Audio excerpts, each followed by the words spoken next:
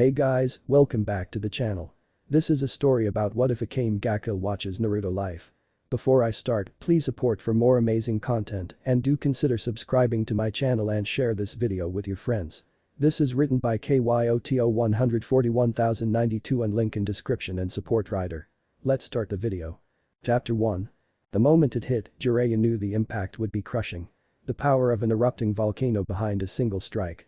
The very fact that his student could improve this much in such a short time was staggering, and honestly it was starting to take a toll on the master.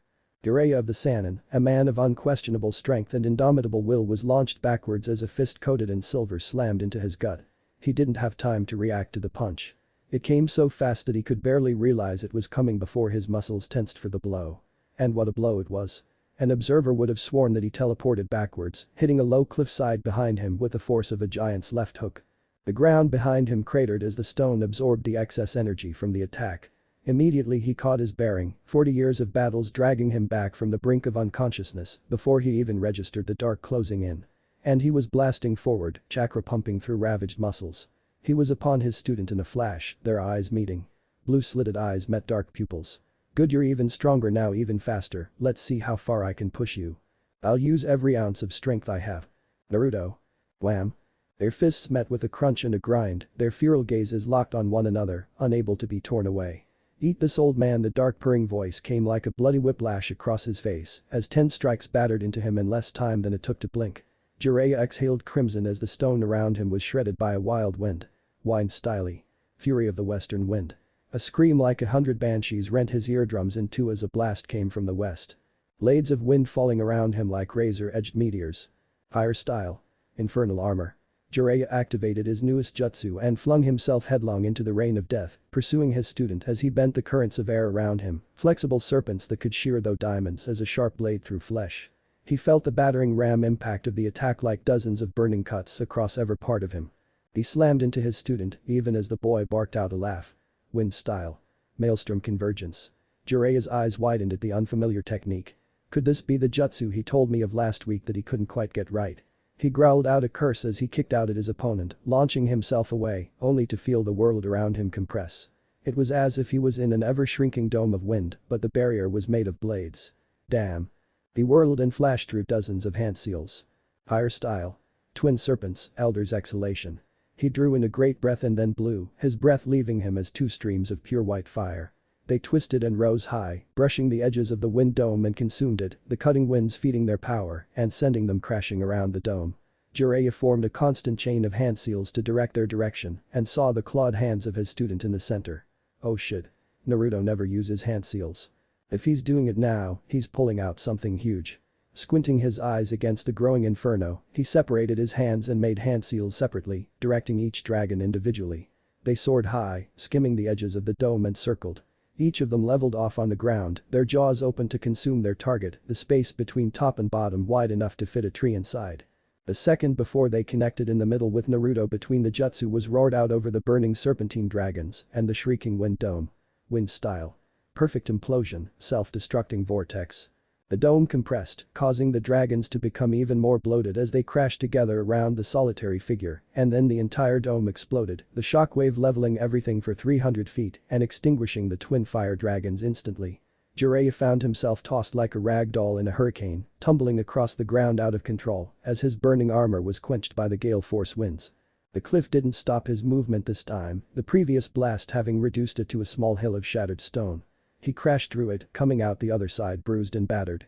Chakra bled from his skin as he frantically tried to stabilize himself and slow his headlong tumble. He succeeded and landed on his feet, still skidding backwards. The Sannin caught his balance just in time to deflect a horizontal rain of shuriken. It stopped quickly, catching him off guard before he heard the familiar shrieking hum of his student's favorite jutsu. Giant Rasengan. Jiraiya grabbed the extended wrist, twisting it. The body turned with the wrist, and Jiraiya received a devastating kick to the side of his head, Naruto's entire body contorting around at an impossible angle to land the hit. Jiraiya was forced back again as he was surrounded on three sides. He lashed out quickly, kicking the blonde figure in his front as he ducked under another violently spinning ball of chakra. The attack plunged into the third attacker just as he planted his fingertips into the second's chest. All three exploded into smoke as he spun in the air and palmed the ground with one hand. He pulsed his chakra into the ground and rocketed upwards into the air, already going through a new chain of hand seals. The blonde was gone. Snap. An armored heel crashed down on the back of his head, sending him to the ground like a comet. Jiraiya landed, his body almost shattered like glass by the force behind those last two kicks. He rose again, his legendary endurance bringing him to his feet without effort. He caught the fist aimed at his head. His other hand knocked aside the jab for his throat. His knee blocked the one lifting to his gut. Jiraiya snapped his head forward into his opponent's. Their eyes met again as his student imitated the action perfectly. Ready to give up, old man? As if I'd ever surrender to an ungrateful brat like you. Naruto growled, and his voice was a tremor running through the ground. Jiraiya felt the muscles in his student flex through his fists. Then I'll show you my power again. The head drew back and lashed out 3 times. Smack. Smack. Crack. Jiraiya reeled backwards, his face bloody and his mind dazed. He settled into his best defensive stance as thick red liquid blinded him to his adversary's moves. He blocked the first attack by pure reflex. The second one the same as the first. The third landed square in the center of his chest, throwing him back a step. He rushed forward blindly, sending fire-lace chakra bursting through his muscles, and he became a blazing juggernaut fighting like a wild brawler. Blows rained down on him and were ignored as insolent jabs. He rained down his own, each attack a surge of heat. Every blow a blast of superheated wind. Then he felt it, the crushing power that hit him from the right, the blood covering his eyes burned and flaked away in the face of the crimson torrent. Jiraiya's eyes showed his enemy in a blurry crimson haze. The beast that was his student swung, his red-coated hand catching him a glancing blow to the shoulder. He let out his first cry, a howl of pain as the bone shattered like glass and the burning chakra devoured his flesh. He turned, spinning in place with the force of the strike and shoved chakra into his legs, leaping over the creature's charge. A crater boomed into existence behind him and he landed hard behind his student. He grinned a dead man's grin and watched as the creature wreathed in violent swirling chakra tuned to regard him. 5 tails of purest deepest red scorched the air clean with their very presence. It's time to end this. Jiraiya shot forward. The demon grinned as well, ducking to the side. The blue eyes were now a red that more than matched its crimson cloak. Too slow, old man, can't you count? This is 5 now. Jiraiya snarled and turned flashing forward in a burst of speed that almost caught the beast off guard. Almost he missed again and the beast casually swatted him to the side. The impact was gargantuan. Jiraiya didn't feel himself crash though half a forest before a convenient boulder stopped him cold. His body was broken and the chakra that ate at his every wound had cauterized his nervous system. He was numb but at the same time knew he was burning alive from the inside. You done yet? I could go all day like this. Jiraiya barely moved his head, coughing up enough breath to speak the 2 words he needed. Seal release. Oh. Hold still, damn it. Let me get the toad oil on it. That stings, old man. Get that shit away from me. I'll heal fine without it. And you'll scar like an old prune. YOWCH. 1 hour later. Jiraiya sat, sullen but victorious, feeling a hostile glare leveled on him by his student. You could have just let me heal, you know. Naruto growled. Now my skin is going to be all itchy and sensitive for the next month. I swear you keep that stuff on hand just to make me miserable every time I get control of a new tail. You whine too much. With the pain I'm in you have nothing to complain about. Says the guy who bemoans the fact that he hasn't gotten laid in his life. Naruto pointed his finger at him accusingly, the appendage scraped in gauze. You're probably the whiniest person I know and I had to train with Sakura under Kakashi. Do you know how much she complained on a daily basis? Jiraiya sighed and turned away from the enraged blonde. Get over it. This way we can get back to your training faster. I want to get you as strong as possible before I have to hand you back over to Tsunade. You know she's going to keep you locked away in the village from every conceivable threat. Probably until the Akatsuki come knocking on the village gate. He looked up at the sky as it turned darkened, heralding night's coming. We only have another 2 months and there's one more agent I need to meet with before we return to Konoha. Naruto lowered his hand and grumbled. You and your agents. I swear if this new agent turns out to be a prostitute that you like in the land of who knows what I am going to achieve 6 tails transformation just so I can kick your ass for good. Yeah. Jiraiya glanced back at his student as he twisted back to their camp's fire. It's actually important that I meet with her. I haven't seen her in 10 years and I sent her on a rather important assignment that's been in the works since you were a toddler. Naruto perked up. Huh? So this isn't a bullshit visit? Cool. So who is this girl's mission? Jiraiya shrugged. Originally her job was to prevent Kiri and Kumo from trading by sea, using any means necessary. This was during the days after they teamed up to destroy Yuzushiogakure. But as she was doing her job she kept encountering odd vessels the further out she went into the Eastern Sea. Eventually she started to take a log of them and came to the conclusion that they were part of a sea trade route. However, it couldn't have been Kumo or Kiri at that time because shortly before that they became enemies. She correctly assumed they were part of another nation, unknown to the elemental lands. Cool. So there's like a whole other continent out there. Why didn't you ever tell us that was our last stop before? Because Jiraiya said, smirking. You would never have stopped pestering me until I took you there, and our appointment isn't for a week, which is exactly how long it should take us to reach the east shore of the Land of Fire. Now shut up. Stop wasting energy talking and heal. It should only be a day and we can take off those bandages and get on the road. It's a straight shot east from here. Come on. I just got access to Five Tails State. Let me do some ninjutsu training before we leave this spot. Then we can go over and… Jiraiya raised an eyebrow. Need I remind you that I almost died? Again. Naruto crossed his arms. You're always almost dying. It's like your hobby. Naruto grinned, showing off his semi-sharp teeth and long canines. You forget. I'm the only reason you're as strong as you are now anyway. Weren't you the one who said that shinobi grow stronger by being brought to the brink repeatedly? True, but… And what is dying a few times compared to sparring with your favorite student and only godson? Naruto seemed to glow with admittedly sarcastic pride. So what if I've almost killed you 25 times in the last 2 years? It's all about the bond, right? Not 25, the tally of near-death experiences is almost double that, or did you forget the 3 months after you breached the Three Tails barrier? You have nearly killed me a grand total of 39 times. Oh yeah? Only 11 more to go and we'll hit 50. He deadpanned. Please don't be excited about that. Naruto lowered his arms and dropped his stupid grin. But seriously, I have complete control of Three Tails now and I can reach Five Tails Cloak in a pinch without turning into a homicidal maniac. I used to go batshit crazy at 2. That is a good point, but full control over Three Tails. That is only 1/3 of the total number and the amount of power you gain with each new tail is exponential. The first tail doubled your usual power and you never ran out of chakra. The second tail was double that as well, putting you well above Chunin level, if not quite Jonin level. Then the third tail tripled that, putting you on par and even exceeding my power at the time. Which was when you wanted to quit. Naruto muttered. Which was when I wanted to quit. He admitted. But now it is getting completely ridiculous. If by my measures the 4 tails will give you full access to power easily on par with a cage. 5 tails, which you just managed to briefly harness today, could give you the power needed to butcher some of the most powerful individuals in the world. Jiraiya seemed to shiver at the thought. I hesitate to imagine how much power you could have by fully mastering 6 of the 9 tails. They were both silent at that.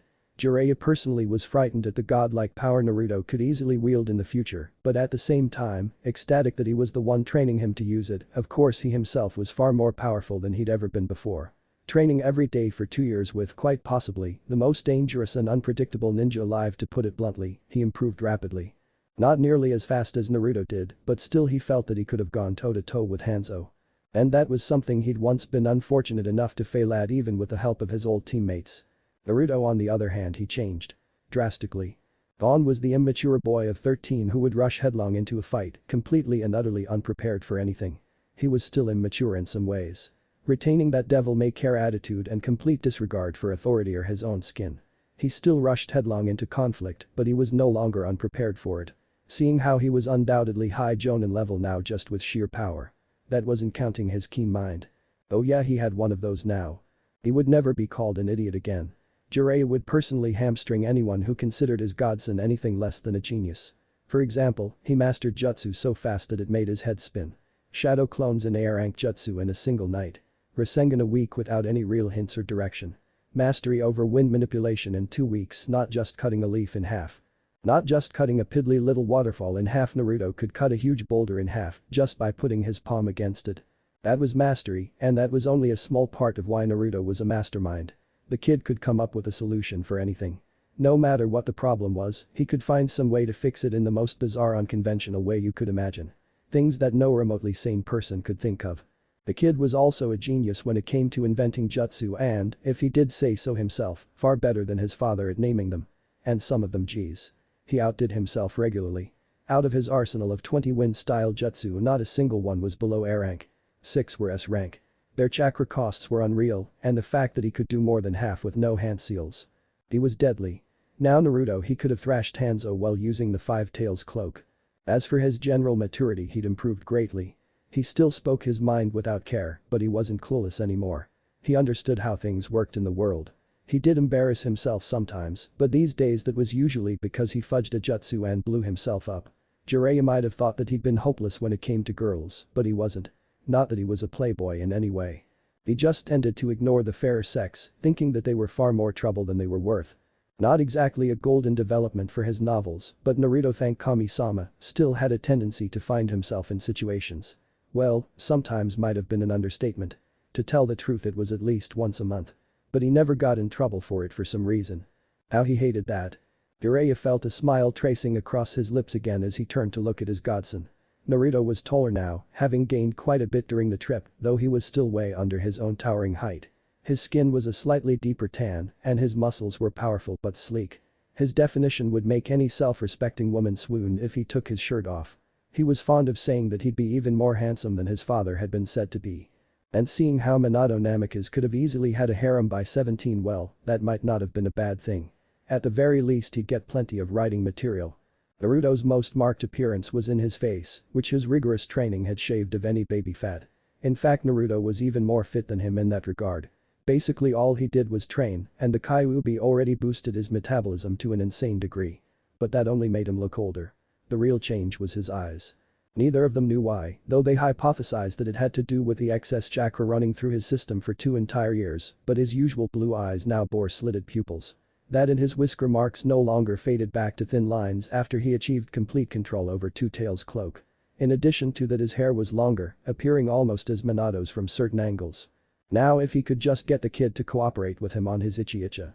Then he could get some quality material. Not that it would ever happen, but maybe he could get some when Naruto finally found some girl he liked. He personally refused to count the pink-haired monstrosity as a girl. She was some kind of rage demon masquerading as a member of the female species. Truly a horror to behold. And she didn't even have any tits to speak of. Boy. Pervy sage, what's that look for? Oh, nothing, Naruto, nothing at all.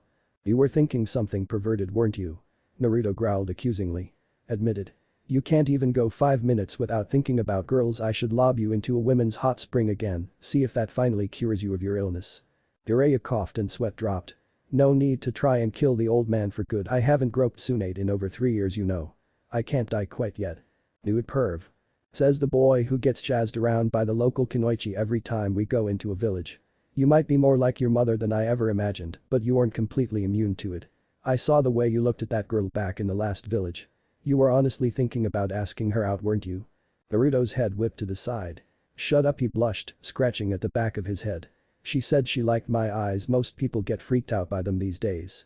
Poor Naruto, most civilians are put off, but half of the shinobi who see them assume you have a dojutsu, not the worst thing for them to think. It puts them off the idea of attacking you. And that makes things easier for both of us. Jiraiya stood and walked to the fire, stooping down to bank it for the night. Now shut your trap and get some sleep. We get up early tomorrow and head east. Naruto gave him the finger and slipped backwards off the log he was sitting on. He landed on top of his sleeping bag with an umph of expelled air. He lay there staring up at the night sky as Jiraiya finished prepping the fire for the long night and went to his own sleeping bag. 1 week later. Naruto sighed as he looked out over the crystal blue ocean. Pity if we were a bit further south we could stop by and see Tazuna and his family. I wonder if Inari took over his father's business by now. He'd be the same age now that I was when I was there last. Jiraiya huffed as he finished speaking with one of the local fishermen. Yeah, but then we'd have to worry about the last remnants of the Kiri loyalists. They're still being hunted down by the new Mizukage. I don't want us getting caught up in anything big a month before we head back to the village. Fine. Anyway, where is this agent of yours? He pointed down the shore to a larger docking area that bordered the shoreside village. That right there is where we meet. Usually she sends me reports through a secondary chain of contacts set up thought out the Land of Fire, but seeing how I've been on the road for a good 3 years, I've missed 6 separate reports from her. I'm eager to see what she's learned. Every 6 months. Naruto frowned. What is she doing if she only sends you updates every 6 months? Villages have been raised and rebuilt in less time. Jiraiya grinned. That's the thing about her.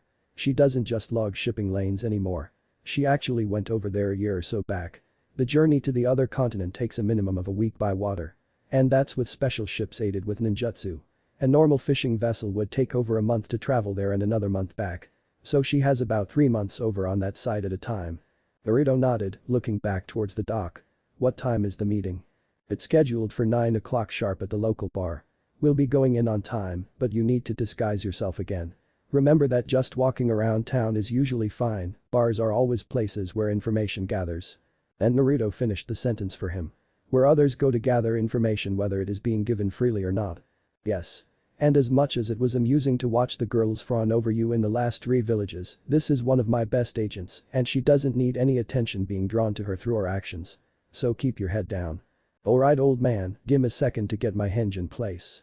Naruto made a single hand seal and in a plume of smoke there was a blonde-haired girl in his place, remarkable attractive but wearing modest clothing that didn't draw attention to itself. This being the infiltration version of Naruto's not-so-infamous sexy jutsu. When he was completely done she got into character, a serious pouty expression became the default instead of the roguish grin Naruto usually wore these days. She turned and gave a mock salute to Jiraiya. Oi. Ready to go uncle. Or is it sensei this time? Jiraiya started walking towards the village. You'll be my student until it is more convenient to reveal your identity. Keep up the usual attitude. She'll like you with that. Okay, but what is she like based of people we've met recently? Appearance-wise. She has black hair, maybe late 20s to early 30s. Looks-wise rather like that Kuretsuchi girl from Iowa. At least that's how she keeps her hair, not much in the way of tits, but with a rather nice rear end. Quite muscular. The biggest thing to tell her by is her arm is mechanical. Mechanical. Like metal. Naruto scrunched her face up. Never heard of anything like that except in the land of iron. Don't the samurai have stuff like that? Oh, she keeps it hidden and is quite vain about it. I wouldn't talk about it if I were you. She'd probably try to kill you for it. Naruto groaned and started following him. You know, I'd like an explanation old man. I mean every one of the agents we meet seems like a vain person who would kill you for mentioning it. That's not. The Kiko village. The old man with a wandering eye who threw a kunai at me every time he thought I was staring at it. That was. Or in Suna with that girl with a huge rack and who was so self-conscious about her squeaky voice that she made us communicate in writing the entire time. And when I asked why she was being so weird she tried to chop my balls off with that claw gauntlet of hers. Naruto raised a finger, or even your agent in that Kumo village that thought she was such hot stuff that when I mentioned that she wasn't exactly in the peak of her youth anymore, she literally tried to turn me inside out. What about her? As they walked Jiraiya let out a sigh. Well, at least they all came around once they learned about who you were. Of course. Naruto rolled her bright blue eyes. As soon as you drop the Namikaze bomb they all turn into the nicest people you could imagine. But I don't care about who my dad was. I mean, I love the fact that he was my dad, but I don't want others to respect me because of who my dad was. I've told you that before. True. And that's not even the point I was trying to make. We're going to meet someone weird and somewhat insane, aren't we? I'll take that as a yes. She's really a great person once you get to know her. Naruto deadpanned so hard that somewhere in Konoha a certain wood-style user sneezed before going back to practicing his stare in a small pocket mirror. You're pathetic. Jiraiya's shoulders slumped as they entered the edge of the small village. Conversation dropped off as they made their way down the street, drawing looks from nearly everyone despite the fact that both were dressed as civilians. This might have been because Jiraiya was easily head and shoulders above most in height and his hair was almost unique to the elemental nations. Not to mention the fact that he had a massive scroll on his back, which might have detracted from the civilian dress. However, people stared more at the beautiful blonde girl by his side though, the eyes of the men not failing to notice her curves, even under her modest clothing. Nor the fact that she walked with a grace that was beyond beautiful. Inside said blonde's head she was at once proud of himself for deceiving some who were obviously ninja. Why, at least 3 of the men who were leering at him wore ninja headbands. And at the same time he was disappointed that no one ever saw through his disguise. Honestly, there was no challenge anymore. Even Jiraiya, with all the time they trained together, could only guess who the real him was in a shadow clone battle. Honestly, people should have been able to see through a simple henge, regardless of how well put together. But, as always, it seemed that the guys were too busy trying to measure her 3 sizes and the women, too busy being jealous. Naruto thought of all the people he'd fooled with a simple henge and his superb acting skills. Literally he could count the number of people who could see though his henge on one hand. And 2 had the Sharingan, 2 had the Byakugan, and the last was an Inuzuka. All 5 required some assistance to see through his henge. He or she gave a great sigh, emphasized by the dramatic movement of her breasts, which was shortly accompanied by the mass dripping and iron tang of several bloody noses in the area. Which building is the bar? She asked, getting annoyed. This one. Jiraiya turned on his heel, and they made a swift ride into a smallish building on the north side of the village. They entered through the open door and into a relatively well-lit room, with some 15 or so people in it, all men. This immediately alerted both of them to the absence of Jiraiya's agent, as well as to the fact that Naruto in the guise of a female was now, without a doubt, the center of attention. Jiraiya, realizing that the situation was less than the best, still decided to continue with it.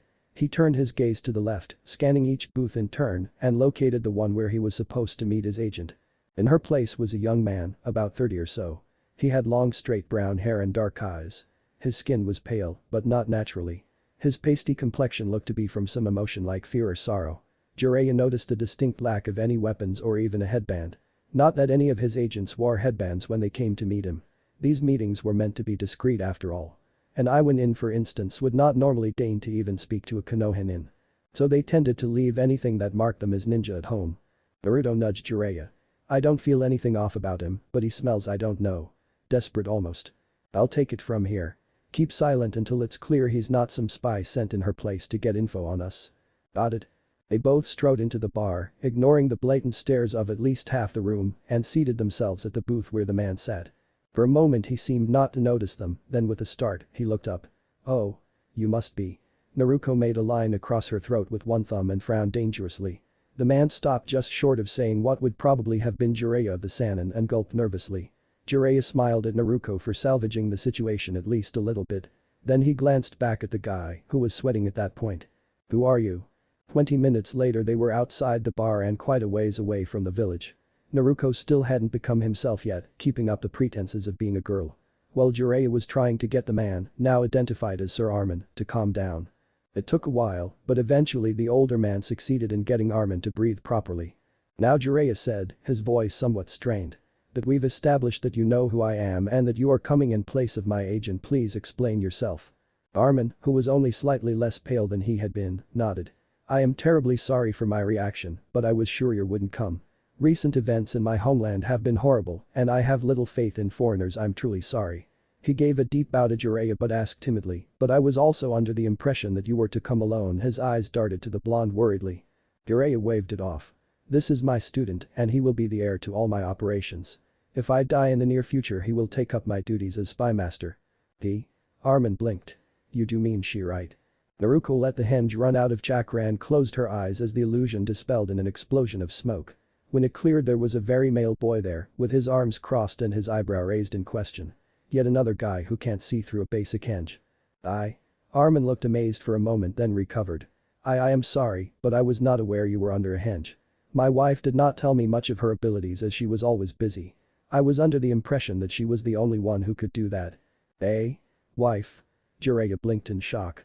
You're telling me that Hakana married you? Yes, allow me to explain please. I am Sir Armin, former tactician and advisor to the Emperor. I am not born of these lands, as I am from the capital. You probably do not know any of this, which is why I am here and must tell you everything. My wife tasked me with this job in the case that she died. She's dead. Jiraiya closed his eyes briefly, allowing himself a moment of sorrow before getting back to business. Tell me everything from the beginning. Very well. Armin sat down on a log in the clearing where they had hidden themselves and began. To start off with, I met your agent, Hakana, a year and a half ago. She had first told me that she was from a foreign land in the far south and was in need of information. I had just recently been dismissed from my position as an advisor to the Emperor and had nothing else to do. She offered me money and I wasn't in any position to refuse, so I helped her get settled on the Empire's far western coast. It wasn't too long and we became friends.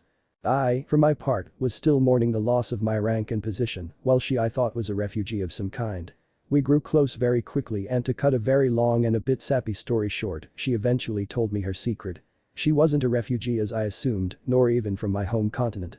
She was an elite warrior from another land sent here to gather intel on possible threats. Jiraiya glanced at Naruto who shrugged. What was it to them? They couldn't blame someone for falling in love. Armin didn't even notice their movement and continued. I was shocked of course. I didn't even know she could fight at the time. So I asked her for proof and she used that same ability that you used to become a woman. I was astounded. I assumed that she possessed an imperial arm, one of 48 powerful artifacts created by the first emperor. But she said that she was born with the power and that she could do any number of amazing things with it. She then explained that she loved me, but that she had a duty to perform. She said that this land is currently in a cold war of sorts. No one dares openly declare war, yet it is in peace. I understood what she meant by this. She wasn't there to cause trouble, but instead to make sure that anything from my land didn't start off the next great war here. He swallowed hard. So I decided to help her in that regard. Hakana started to branch out and create a network of small-time informants and spies on the coast. It was very successful, or at least I thought it was. She was always so efficient it scared me sometimes. But we continued. That was when things took a turn for the worse. Hakana heard from one of her informants that there was revolution against the capital of the empire. I'm sure you know Jiraiya that Hakana was very opinionated and would stop at nothing to help others. I had already told her of what happened to me in the capital and she understood that the entire capital is corrupt to its core. So she contacted the revolution and in particular a group known as Night Raid. Night Raid? Naruto asked. A group of specialized warriors and assassins of great power and skill. Their duty is to kill corrupt individuals in the capital and protect those few just leaders that are left. They are the front line of the revolution and are regularly hunted by the capital's most powerful men, and he added almost as an afterthought. Women. He shivered at some unknown thought and continued. She contacted Night Raid and asked if there was any way she could help further the goals of the revolution without being discovered. They sent back that there was a way. They asked her to go to the capital and meet with a member of Night Raid and exchange information. Then she would help set up a network of spies and informants in the land surrounding the capital itself. Things went very smoothly for 2 months after that, but Armin looked to the ground suddenly, his jaw clenching. But then we were betrayed. One of her contacts on the coast was actually an agent of the capital and had been working his way onto Hakana's trust the entire time. And about the time that my wife had 50 people working in and around the capital he struck. Jiraiya began to feel sick at his stomach and Naruto was pale. The next day my wife's head was on our doorstep and there was a note on the door. It said those who oppose the empire oppose the emperor himself and by the law of the land, those who oppose the emperor will be sentenced to death. It was a warning to everyone who had dared try to stop the corruption that we didn't have the power to stop them at all. I left as quickly as I could and, under my wife's instructions, I came here the following month. And here you are, so the capital destroyed the spy ring she set up there. Yes. Naruto groaned loudly. And only a month left and we have to go back to Konoha. Damn. I so want to go over there and kick ass now. He gritted his teeth. This emperor sounds like a scumbag. I ought to rip his head off. No. You're mistaken. Armin shouted. The emperor is a nice boy, kind to a fault and ignorant of everything he does. The man who is to blame is his chief advisor, or I should say, only advisor. His name is Honest and he is the most evil man I have ever met. He has made himself into the emperor's only friend and confidant. At Naruto and Jiraiya's surprised looks he explained further. You must understand that my homeland operates under an absolute monarchy and the emperor is the last of his family. The royal family's advisors have always had immense power, but our current emperor is barely 13 and knows nothing about how to rule a nation. His late father knew that he would leave his son as a young boy on the throne and gave him an entire cabinet of advisors, 20 in all, to help him govern until he was ready to do it alone. But Honest has killed, discredited, or banished all of them in the emperor's name. Jiraiya let out a groan of his own. So you have a figurehead as your emperor and the one behind the scenes has manipulated him into thinking that everything he does is for the good of the people. Unfortunately, yes. That's just great. Not only did I lose one of my best agents, our neighboring continent is ruled by a figurehead. And this figurehead is controlled by an advisor who seems to be slowly rotting your country from the inside out. Am I correct at assuming that life is not easy or pleasant in your homeland? That is true. Armin admitted. Many of the outlying villages and towns are filled with families who are slowly starving to death for lack of food. The capital taxes everyone in extremes and when they do not have the money to pay them, the enforcers take possessions, then food or water. Then anything that you own. And Honest recently convinced His Majesty to bring back a kind of slavery. It's terrible because of how excited he was about it. I think the emperor's education has been stunted and twisted so much that he would think having someone executed the best thing in the world. Jiraiya's expression twitched, struggling not to show his anger. I only have one question then. Yes, Lord Jiraiya. Will you help me? Us? That depends. He closed his eyes. Do your people know of us? The elemental nations. Of course. Armin nodded. They have known about another continent to the west for years. However, the emperor before the current one was content with our holdings and did not wish to venture into new territory. He was a peaceful emperor. But Honest wants the entire continent under his control and will probably succeed in conquering the few free nations left in 3 years or so. Naruto interrupted. That's pretty fast. 3 years to take over a whole continent. I mean, here that would be impossible. All the villages are relatively equal in strength. Except for Suna and Kiri, which are weakened right now. How could your capital take over a whole continent in that short a time? To be blunt, the people of your continent are very powerful. My wife told me that even a low-ranking soldier from one of your villages could most likely take on a captain in our army. I think that she said that even our generals would have a hard time against true Jonin, though I don't know what that name means exactly. Naruto pointed to himself. A jonin refers to a specific rank out of 4. Genin are the weakest and newest to the military, chunin are more skilled and experienced, jonin are the elites, and kage are the leaders of the individual villages. I'm only a genin, but I have abilities that easily stack against strong jonin. He nudged Jiraiya. My sensei here is a kage level right now. He could level whole villages with a single move, but then again so could I. Jiraiya shook his head. Naruto, shut it. He turned to Armin. Go on. Well, he sighed. Unlike here, the capital has almost all the strong warriors already in its service. For example, the capital's 2 great generals could defeat an entire army single-handedly and come out uninjured. In fact, that has already happened. Currently the Ice General, as she is called, is in the far north conquering the tribals that banded together there. And the Lightning General is still in the capital acting as a deterrent to the rebels and Night Raid. And there isn't anyone outside the capital that stands a chance against these 2 great generals. Not really. Those 2 are demons, devils in the skin of men. I once thought that the Lightning General, known as Budo, was a just man. Armin expelled an angry breath. But I was wrong. He sees anything that opposes the Emperor as trash that must be destroyed, even though he knows the Emperor is an ignorant child being controlled by the Prime Minister. He can control lightning, and his physical strength and endurance is legendary. Tell me, Jiraiya leaned forward. Will the capital turn its gaze on the elemental nations once it has taken control over its own lands? I wouldn't doubt it for a moment. Although I don't know if they could defeat you, I think that Prime Minister Honest would do that without question. Jiraiya swore loudly and stood. He bit his thumb and smeared blood on his palm. A split second later he slammed it into the ground. Naruto and Armin watched as a large toad appeared in a plume of smoke. Armin was gaping like a fish out of water, either at the 6-foot-tall toad or the manner in which it had been summoned. Perhaps both. Yo. Jiraiya-sama. How's it going? Listen, no time to talk. Something has just come up that is extremely important.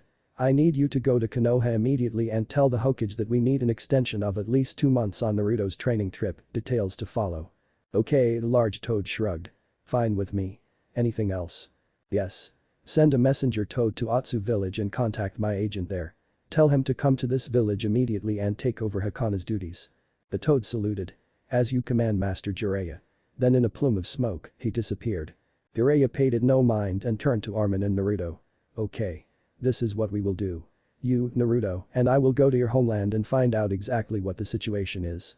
That shouldn't take more than 3 months to accomplish. Then we will decide what is to be done about this. We absolutely cannot allow your people to set off another great war here, and if push comes to shove, we will help you deal with this corrupt minister ourselves. Really? Armin looked ecstatic. You would actually come to our land and help yourselves. That's more than I could have ever dreamed. The Toad Sage raised a hand. Wait. Armin quieted and listened. We are only going there to appraise the situation and deal with small issues as we meet them. Once we have decided on a course of action, we will call for reinforcements to remedy the situation. While my student and I are very strong, we aren't going to take on an entire country by ourselves. That would be idiotic and far too slow. We would send a message back to bring a few teams of our elite shinobi whose talents were just right for the task. Naruto rubbed the back of his head sheepishly. Yeah, it's a pity I don't know how to use Hirishin, otherwise we really would only need 1 person. What is Hirishin? Jiraiya waved him off. Not right now. We have a relatively limited amount of time to work with. I have been in war before and 3 months is hardly any time at all in the scheme of things. And time flies even faster when you are working to prevent war. We will leave today by the ship that Hakana used to go back and forth between your land and ours. I don't have much skill with water-style jutsu, but I have enough to get us there in just over a week. Naruto can help with the wind as well to speed our arrival. We leave today? Naruto asked hesitantly. Just like that? Yes. Now let's get going. Naruto grinned.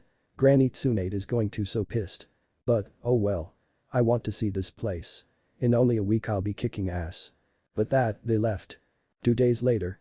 Armin watched, still in some amazement, as Jiraiya funneled a stream of wind into their ship sails. He'd been doing this for hours and before that Naruto did the same. The blonde had kept it going for 2 entire days. Without taking a break other than to eat. It was astounding, and his sheer control over wind, it was incredible. He could have easily held the title of Great Wind General to match Esdithur Budo. What scared him was Jiraiya's straight-faced comment about this being, quote, only a small piece of what he could do. That was almost scary. His wife had shown him some powerful techniques, but nothing that compared to punting a medium-sized ship along its speed for 2 days straight. But he didn't voice these thoughts of wonderment to Naruto or his master. He felt that doing so might lower himself in their eyes. He already appeared to be desperate and he didn't like feeling such. As weak as he was and as little influence as he'd had recently, he liked to be able to do things at his leisure. Back when he was an advisor to the emperor, he was able to do what he wanted when he wanted, and no one would question it. He didn't abuse the power like others often did, but he still enjoyed the privilege. Being with Hakana had made him feel important again, and in more than one way. Both in that he had a beautiful woman doting on him and that he was affecting world events again. Now that she was gone though, he felt powerless, especially with such powerful men as these two. Armin sighed as Jiraiya let the winds die down. Oh sheesh, that really takes it out of me. I'm mainly a fire user, so wind is opposed to my power. Not as bad as water, but still hard. Anyway, go wake up Naruto.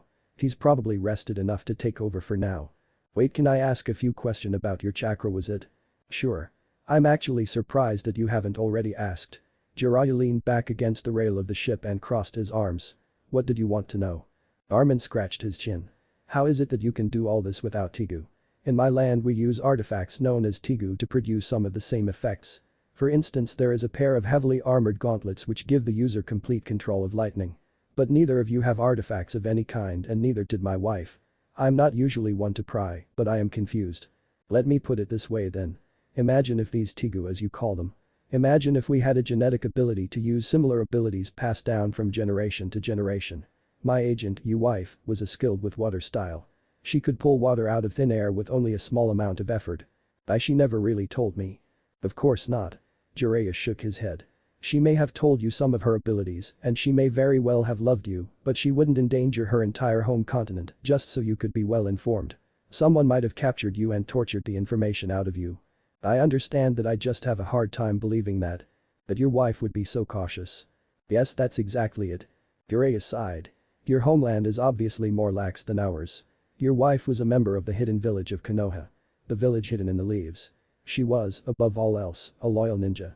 And in our land, which has been warring off and on since before anyone can even remember, secrecy, discretion, loyalty, these traits are taught and valued above all else. She was in what she probably considered hostile territory every moment of the day. He closed his eyes. It may seem out of the ordinary to you, but a more devoted Kunoichi would have killed you rather than create a loose end during her mission. Armin took a step back and paled. That's one of many things that make ninja more deadly than normal men and women. We are willing to do what others would gag at the thought of. It isn't that we are monsters, it is merely that we do what must be done. Jiraiya cracked one eye, his expression becoming very serious. Besides, you can't fight monsters without, in some way, becoming one. Armin swallowed and practically fled the deck, almost sprinting into the cabin and descending below to the middle level of the ship. There he let himself catch his breath. He was pale, very pale. To think that his wife might have murdered him because she loved him, because he made her lose momentum or an advantage in completing her mission. To think that these two men could be the very same way. Did he really want to recruit them? What was he thinking? These two men were immensely powerful, and no wait. They are just doing what is right for their home. Just like what I am doing. Fuck. I have to get myself together. I can't just shy away because they are willing to go to drastic measures to get the job done. It's like he said, it takes fire to fight fire sometimes. You can't fight something that has nothing to lose without putting everything you have on the line. To destroy the capital we are going to have to resort to underhanded measures, just like Hakana said. He straightened, his mind resolved, and walked over to the living quarters to wake Naruto. Naruto mumbled sleepily as he stood, very confused, in the middle of a. He looked around. To all appearances he was standing on a white-capped plateau. He could see nothing but blue sky and white clouds around him, or was it snow? He couldn't tell, and it was very strange. Why was he here? Wasn't he supposed to be? I'm dreaming. Naruto blinked rapidly and looked up into the sky. It was pale blue with streamers of cloud. It was beautiful. Well, this is way better than most of my dreams, guess I'll enjoy it. Looking around again, Naruto became aware of a feeling. Like something was out of place. Or no. That wasn't the right way to describe it at all. It was less a feeling of something missing and more the sensation of something being there that wasn't supposed to be. It was uncomfortable and growing more so by the second. Naruto shook his head as a pressure. A cold pressure squeezed his mind, his thoughts. Ow. What the hell? Dreams aren't supposed to hurt. What the hell? He fell back, his rear landing in cold white powder. Snow. Why does it feel wet? What the fuck is happening to me? Naruto cursed loudly as the pressure on his thoughts became painful, icy needles burrowing into his temples. He winced and put his hands to his head, groaning in pain and collapsing backwards to lie flat on his back. Ow, he moaned as the needle's drills continued to turn his brain to mush. He screwed his eyes shut from the excruciating pain and gritted his teeth. And then it stopped. Naruto felt the pain abruptly vanish and the uncomfortable feeling of pressure changed into a cool, pleasant sensation in the back of his mind. It was comparable to the feeling of a snowflake melting on your skin. Chill but at the same time, gentle. He let out a long breath and lay still. He didn't know what had just happened or why. And he really didn't want to move again in case it restarted a drilling. Instead he settled for letting his muscles uncoil, letting himself slowly relax. Where am I? Naruto opened his eyes. He sat up quickly. His ears registering a voice, feminine and clear like a strident bell. Loud and demanding, yet soft in its undertone. It almost seemed to echo in his mind after the initial sound had faded. He turned around. Naruto blinked and blushed pink. He found himself staring at possibly the most beautiful thing he'd ever seen in his short life. A young woman looking to be maybe 20 years of age. She was tall with the fairest skin he'd ever glimpsed and hair the color of sapphire. His eyes traveled upward from her long toned legs to strong thighs and wide hips.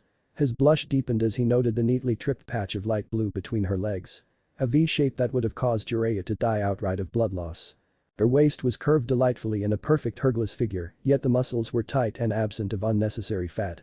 Then his eyes took in her face, and he would have sworn that had he ever desired to redo his sexy jutsu, he need look no further. Creamy skin that held no small embarrassed blush and rosy lips that were still full and kissable, round features and eyes that perfectly matched his own. Long eyelashes that were themselves blue.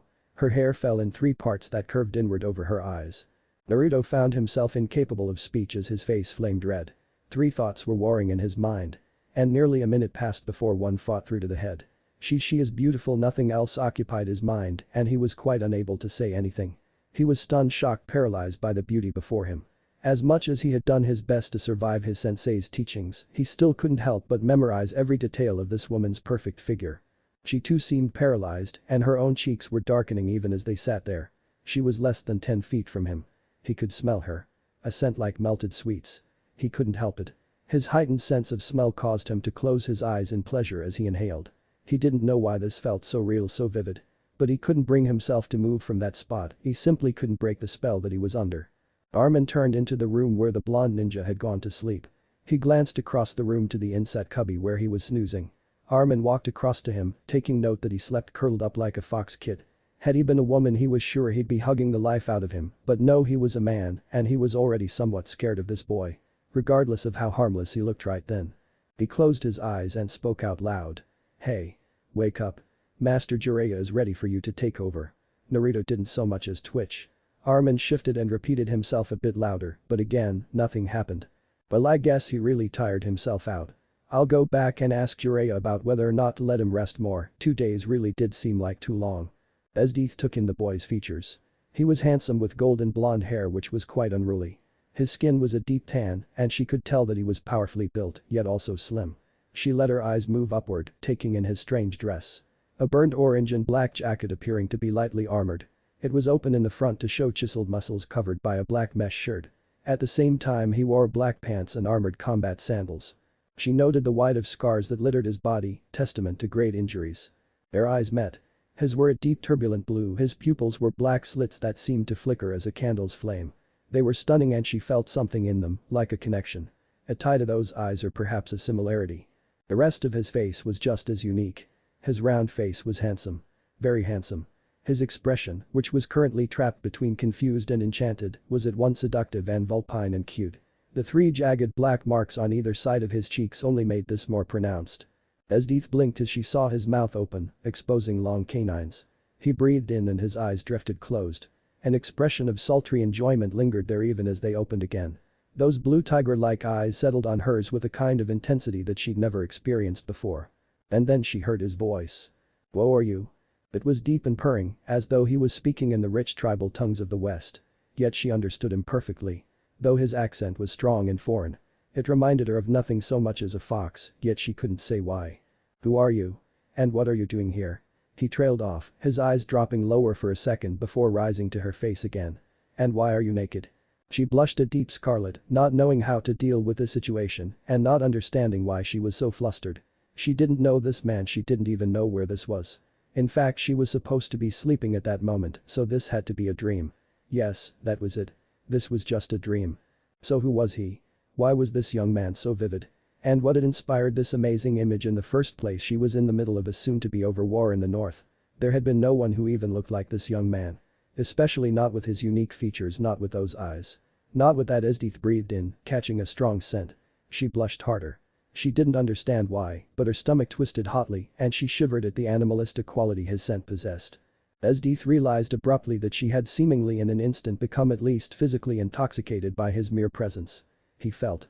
And there it was. Hovering in the background like a low hum. Power. This boy was dripping raw power. It saturated the air around him, settling in like dense fog. Her senses had been so saturated by it that it numbed her perception. It was incredible. Amazing that such an endless ocean of energy seemed to flow from him. She curled her fingers and bit her lip, her eyes fluttering closed as she allowed it to wash over her. She had no earthly idea what was going on, but she couldn't be bothered to care. If this was a dream, it was both the strangest and most pleasant one she'd ever had. Who are you? Her eyes snapped open as she felt a warm breath on her face and the tickle of hair in her face. He was right there, his blush receding ever so slightly as a look that perfectly mixed confusion and embarrassment marred his face. Or not. She couldn't say that the expression of puzzlement didn't make him seem even more attractive. Once again his question fell on her deaf ears without her mind being able to register the correct response. Who was she? Was she not the great general of the empire? The ice queen of the emperor's military? Why did she feel like a shy maiden right now? Armin came back out on deck as Jiraiya took a deep draft from a canteen on his belt. The Sannin gave him an odd look. Hey. Where's that lazy student of mine? Don't tell me he went back to sleep. No, I let him sleep a bit more since I couldn't wake him. I figured he was more tired out from his duties manipulating the wind than we knew. Nah. You just have to be really insistent. Go smack him upside the head with something and he'll wake up. Got to do it hard though. The kid's head is hard enough to knock through stone, or so I've heard from certain people. I guess. Armin turned back into the ship to wake Naruto for good this time. Naruto leaned in close to her, feeling a bit embarrassed to be so close to such a beautiful and very naked girl. But her eyes had closed and she had an almost blissful look that made his stomach do flips. What was that look for? Who are you? He repeated gently, not wanting to startle her. Her eyes flicked open and her cheeks and neck flushed an even deeper shade of red. Her lips parted as if to speak, but she paused. Then after a moment she asked, who are you? He tilted his head to the side. I already asked 3 times but I'm Naruto. Naruto Uzumaki. Who are you? Esdeath of the Partas tribe general of the empire. Her blush deepened, if it were possible, and she leaned forward. What are you? How I'm dreaming, aren't I? I don't know about you. Naruto hesitated as her nose was nearly touching his, but he didn't stop her from continuing. His skin was tingling with a cool sensation that was hard to ignore. The feeling was far too pleasant, raising bumps on his arms. I thought I was dreaming too. He trailed off for a moment, regaining the courage to speak. Are you real? She was still matching him, their faces barely an inch apart. Yes, I am real, but what are you? I'm. Naruto woke with a start and a painful yelp as something large and weighty smacked him in the head. He rolled out of bed swinging, his arm and the kunai it held barely missed Armin's throat by inches. The man went stumbling backwards as Naruto let loose a savage growl and aimed to kill him. Only to stop as he realized he wasn't under attack and this wasn't another one of his sensei's tests. He sheathed his weapon and stood, glaring balefully at Armin. The guy had just interrupted perhaps the most intense dream he'd ever had in his life. He's been there on a snowy plateau with nothing but a naked girl. But not just any girl. The girl who was perhaps the most beautiful example of the female species he'd ever laid eyes on. Not only that but she. Naruto groaned in frustration. She said she was real. It felt real. Hell, he could even remember her smell perfectly. And this bastard woke him up. He wasn't pissed, but he was aggravated. He wanted nothing more than to go back to sleep and see if he could reconnect with wherever that was. See if he couldn't keep talking to her. He couldn't explain it, but he wanted to hear her voice again. He wanted to taste her scent again, and he wasn't at all opposed to looking at such a stunning creature when she happened to be naked. I'm sorry, Naruto. I didn't mean to do it so hard. It slipped out of my hand. Naruto was dragged back out of his thoughts by Armin, who had shakily stood and seemed quite put out by the fact that Naruto almost killed him. The blonde was about to smack him upside the head for being an ass when he remembered something. Esdeath of the Partas tribe general of the empire. He suddenly smiled. That was it. She was real. She said she was a general in the empire. And he only knew of one empire at the moment and that was exactly where he was heading. Her name was Esdeath of the Partas tribe. A general, huh? Well, I'll just have to track her down when we come ashore. I wonder if Armin knows the name. Huh. I'll ask another time. I'm still annoyed that he woke me up just now. Naruto gave the man a glare and, assuming that he woken to resume propelling the ship along, he moved out of the living quarters. General Esdeath, leader of the Empire's greatest army, woke in her field tent to the sound of laughing soldiers. She opened her eyes and stared at the ceiling, just looking up and watching the roof of the tent sway. Her tongue darted out to state her lips the scent was gone, but she still remembered it. She could imagine the musky aroma filling her nose and sending pleasurable shivers up her spine. It disappeared. That handsome young man with the amazing blue eyes and golden hair had vanished like smoke on the breeze just as he was about to answer her. She was pissed, royally pissed. She couldn't remember the last time she'd blushed or the last time something had stirred her embarrassment like that. Did she even remember the last time? It made her furious. No, not that it happened. The feeling itself was exhilarating. She liked it, wanted more of it, needed to feel those emotions again, and most of all she wanted to know what that boy was. The pure raw power he had been almost dripping. She'd never met anyone who exuded such power, such unimaginable strength. It had been like a lake, no, an ocean of power. She'd felt small beside it. So very small. She desired to be in that presence again, to feel that tide of energy wash over her, drown her senses in that hot current. He said his name was Naruto Uzumaki. A most unusual name, to be sure. She wasn't at all certain that she'd heard either ever. And she'd met thousands of people since she became part of the capital's military. She didn't know where he came from. Probably a distant country, but why had she not heard of him? Someone who could impart such a feeling through a mere dream had to be famous in his homeland at least. As Edith shifted, naked under the thick blankets of her bed. A second later she sat up, her icy blue eyes taking in her tent. She was the strongest and she had always been the strongest. Now? She'd encountered something that could swallow her power whole and she wanted it. Wanted him. It was instinctual, the desire to take what she wanted. She had always wanted a man, yet she'd never met a single one other than Buto who could match her power, and she would sooner commit ritual suicide than be with that man. But him? That innocent yet undeniably feral look. The cast of his features, seeming ever the more foreign as she recalled them. The black flicker of the pupil set in those sapphire eyes. He was handsome, amazingly so, and in just the way she liked. She didn't even know she liked that kind of man until she remembered that unruly blonde hair and fox-like bordering on feline curiosity. It didn't seem possible, but she liked him. Wanted him. Like a lioness who seeks out the strongest mate, she wanted him and this little war in the north. It had become a hassle. A waste of time that could be much better spent elsewhere. As Edith slipped out of bed and was dressed in less than a minute, snatching her rapier and clipping it to her belt as she exited her tent. Once outside she raised her voice so that the entire camp could hear her. Pack it up. We end this today or I'll end you tomorrow. 4 days later. The breeze was slow and cool as the ship's captain guided it into dock. Being that Naruto, Jiraiya and Armin were the only passengers, the departure was quick and silent. The captain of the vessel scarcely waved goodbye to them before they were gone and moving into the small seaside town. Jiraiya and Armin stood fairly close together, discussing their initial plans and where to go from here. Naruto walked off to the side a bit, his eyes resting on them every few seconds before returning to his thoughts. He absently let his feet take him in the same direction as the two older men while he lost true sight of the street in front of him. Naruto took in a deep breath and imagined a sweetness on his tongue that wasn't there. It made no sense. Everywhere he felt the familiar sense of that girl from his dream. That girl who was very much real. He'd overheard Armin and his godfather talking about the higher-ups in the capital, and Edith was most certainly one of them, though Armin had admitted to not knowing her personally. Supposedly she was in the far north on a campaign to conquer the northern tribals who had banded together into one nation. He didn't know what to think of that, and even if he did, he couldn't really care. There was just something about her. Ever since that dream during the trip, he couldn't stop thinking about her. It was like an itch in the back of his mind that absolutely refused to be banished. At some points it was almost maddening. He'd feel a light breeze, and his skin would abruptly go bumpy with the memory of her presence.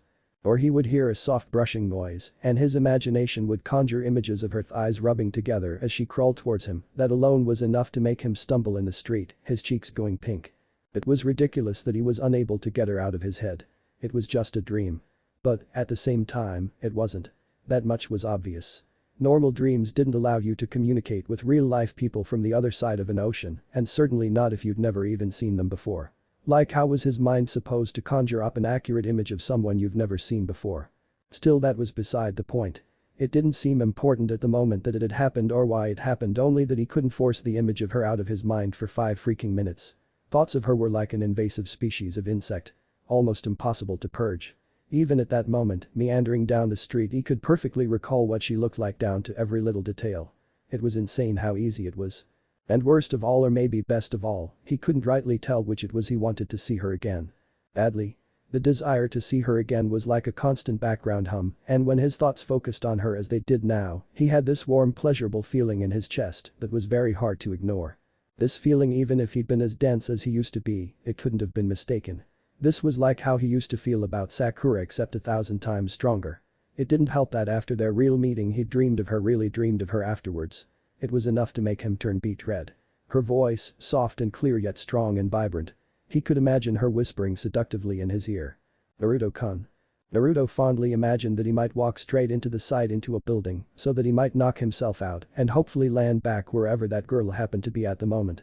How he wished he could just see her aga. Hey brat. Watch where you're going. Naruto blinked and stumbled back, rubbing his temple. He looked up and found himself staring into the intricate steel chest plate of a soldier. His eyes traveled upward and his eyes widened. The man was huge, 8 feet tall at least. He had grim yellow eyes and a square chin that could be used as a stone hammer. And he looked pissed. You watch it, pissant. Or I'll show you the back of my hand. Who died and made you my superior?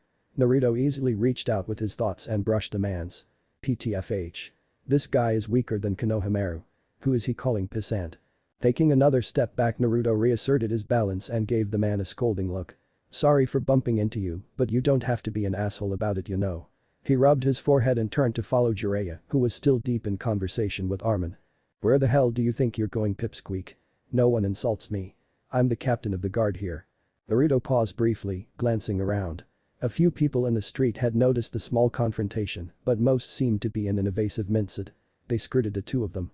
Naruto considered telling the guy off, but came to the conclusion that it was asking for trouble. Might as well be diplomatic, even with this ass. He bowed his head ever so slightly to him. Sorry again, but I wasn't breaking any law and I did apologize. Do you think that's enough? The man bellowed, now fully getting the attention of everyone on the street and turning Jiraiya and Armin around. You think you can slander me in public? I'll tell you something, you insignificant insect. I am in charge around here and you need to be taught a lesson. Jaw-dropping, Naruto stared slack-jawed at him for a second before his eyebrows drew down. Okay, whoever you are. News flash. I just bumped into you by accident. If you want to fight about it, I'll knock you into the middle of next year. I don't give a damn if you're a general. You need someone to pull that stick out that you have shoved up your ass. People in the street stopped and stared, apparently amazed by this declaration. Surprise and no small fear etched in their faces. Naruto didn't notice them anymore. He was thoroughly pissed at this guy, and not just because of what the jerk was trying to pull, but because his sixth sense was telling him that this guy needed a lesson in humility. And after years of working with the best spy in the elemental nations, he learned to trust his instincts. Some people just needed to get their asses handed to them before they could be decent to one another. Then you're challenging me to a duel. Dueling isn't allowed, you midget. Now, unless you want me to drag your scrawny rear to the prison, you better kneel in the dirt and tell me just how sorry you are. Wham! Bones snapped like dry twigs as Naruto sent a fist into the man's face, breaking his jaw like kindling and sending his unconscious body into a wall on the other side of the street. Naruto dropped back to the street and spat on the ground. He growled low in his throat and turned away then, not bothering to lecture someone in manners who wasn't awake to hear him. Instead he strode back after Jiraiya and Armin, cursing under his breath about people who were so rude that the only way to show them the error of their ways was to knock them through a wall. He hated stubborn assholes like that. You there. Halt. Naruto stopped in his tracks and turned around. Fuck me, not 10 minutes off the boat and the goddess of luck is already trying to screw me over. I swear there better be some hell of a reward for all the shit I get these days. He groaned as the 6 men and women in armor, all of which looked strikingly similar to the guy he just downed, approached him at a jog, their swords drawn. You, state your name and the reason why you attacked the captain. He was being a grade A head. That's why. He tried to arrest me just because I bumped into him. Naruto turned. Ask him when he wakes up. I'm done here. Halt. You are not to move. In the name of the Emperor, submit to the law and come with us. Then you may file a report on what happened and how you managed to knock out a captain with a single punch. Naruto looked into the eyes of the woman who was speaking and considered how to handle this. She seemed less of a bitch than her superior officer, but he did not have time for this shit. And he sure wasn't in the mood for it right now. There was also the small detail where he was from another continent and that would almost certainly make things more complicated than they were worth. How about no? I don't have time for this. I told you the truth and if you don't trust my word that's too bad for you. He turned and walked away saying, and if you try to stop me I'll knock all of you out too. Die then. Naruto effortlessly turned to the side as a sword blew past his face. His eyes met those of a young snarling man who received a fist to the jaw and a chop to the side of the neck, knocking him out and backwards to land in a heap 20 feet away. Naruto felt as if he was swatting flies. What were these guys? They advertised every strike like this as some weird combat version of charades. It was a new kind of pathetic above and beyond how slow they were. And he wasn't even using chakra. And the 5 other soldiers seemed to realize just how easy he dispatched the young man. Naruto capitalized on this. This is only slightly harder than breathing, you know. If you want to wake up in a few hours with a splitting headache and nothing to show for it, go ahead and attack me. They looked at each other as if silently asking something. Naruto waited as they huddled together for a moment, then broke apart. The woman in charge nodded to a bearded man who looked to be the oldest of the group. Naruto's gaze shifted to him, taking in his huge frame and brutish appearance. He was almost as tall as the late captain. In one hand he held a large intricate hammer. It looked like it was made of some kind of ebony-hued metal. It didn't feel quite right. The wielder of the black hammer stepped forward and swung the weapon around in slow loops. His eyes burning into Naruto. I am Maklo, the strongest man on the western coast. Try not to die, blonde man. Naruto tilted his head to the side as he tensed. Then stepped to the side as Maklo disappeared from where he'd been standing in a burst of speed. The hammer was thrust through the space Naruto's shoulder had occupied a moment before. He's about low chunin level impressive in comparison to that pathetic captain, but still way too slow to have a chance against me. You're very quick, boy. You have no idea. Naruto shot back as the hammer rocketed sideways but missed its target a second time. 10 of you couldn't land a hit on me. Maklo shook his head and stepped to the side, twisting his body and using the momentum to redirect his hammer to Naruto's kneecap. He continued to speak slowly the entire time. You misunderstand, boy. I am Maklo, wielder of Hypokanazuchi, and I will crush you. Naruto casually dodged his next swing and the next. He realized to some extent that it would be a bad idea to get hit by the black hammer, but Maklo was making things difficult for him. You see, Naruto had a rather unique problem. He was massively overpowered. Just not in the same way as others. The problem, as it were, was that he could kill any bandit without using so much as a shred of chakra. And that punch he used on the captain had been at half physical power. On the other side of the coin, he could use chakra to vastly increase his fighting potential, but because of the sheer quantity of chakra he possessed, he couldn't control it very well at low levels. Thus he was like a power outlet. He was either off or on. It was only when he drew on large amount of his power that he gained any measure of fine control over himself. But that amount of power would turn this guard and all of his friends into red smears on the ground effortlessly. But he couldn't go up against him using no chakra because he was just barely strong enough to dodge his strikes without chakra. This man was slower than a Chunin, but only slightly stronger than a Genin. His speed was about the same as Sasuke's during the mission to Wave Country. Much faster than a civilian, but nothing compared to his speed and power.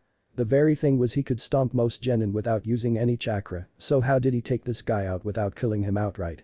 Any chakra-laced punch would likely cause his organs to rupture and turn him into a ragdoll.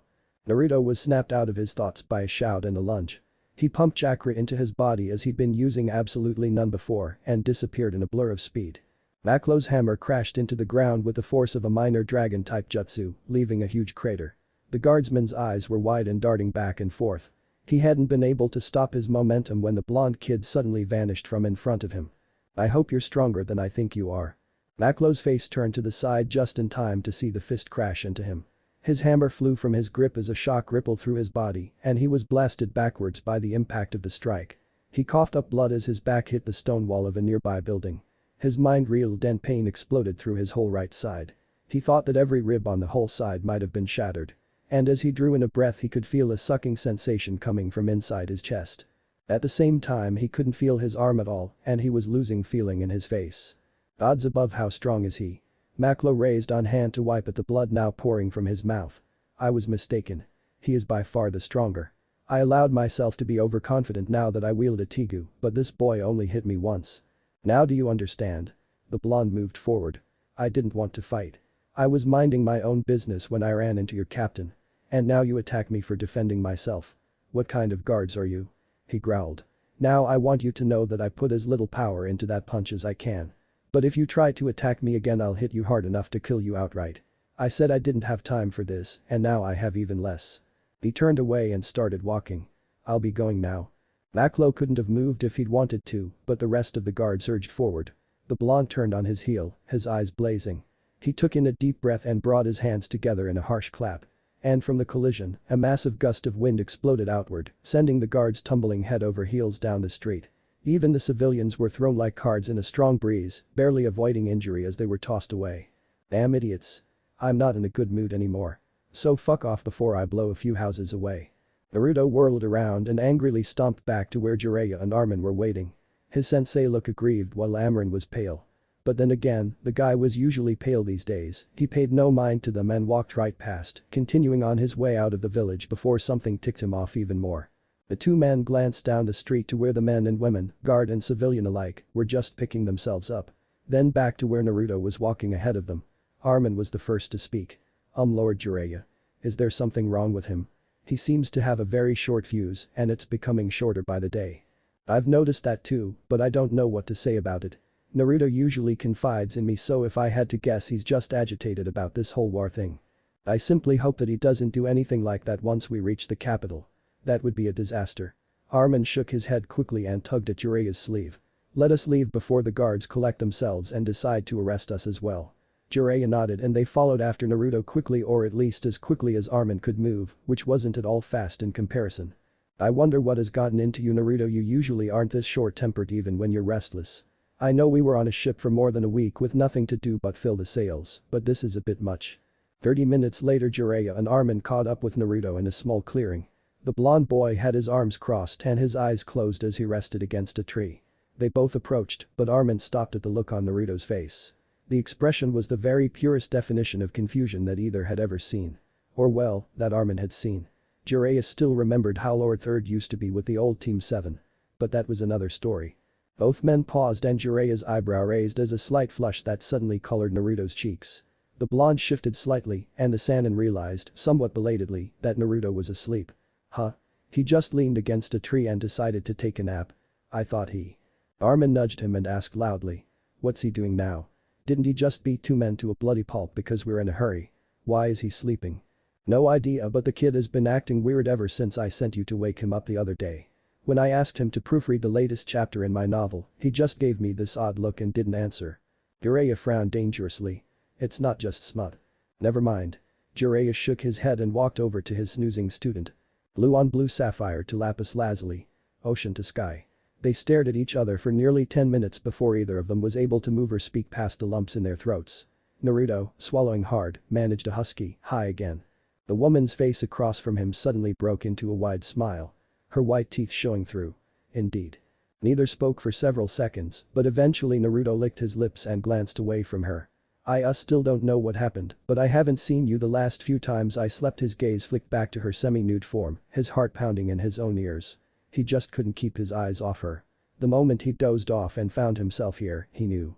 This was the same as the first. This was another meeting. But what did he say? Your name was Naruto Uzumaki. Yeah, and yours was Esdeath part is right. It is. She nodded, her cheeks steadily darkening. Naruto wasn't a fool anymore not to notice and blushed as well, his eyes dropping momentarily to her perfect breasts. He mentally cursed his godfather for turning him into a perv while at the same time thanking him for it. He coughed. You're real. Blue eyes sharpened. So are you, I think. Her blush deepened, either from embarrassment or arousal. He couldn't tell which. It would be quite unsettling for me to be falling for a delusion. She stood and stalked closer to him, seeming to ignore the fact that she was almost completely naked. And when she was only a few feet from him, she sat down, bringing herself to his level again. Tell me something, boy from my dream. Do you feel the same irrational desire to be with me as I do for you? Naruto blinked. Wow. She leaned in closer, her voice sinking into his mind like hot water from a hot spring. Do you?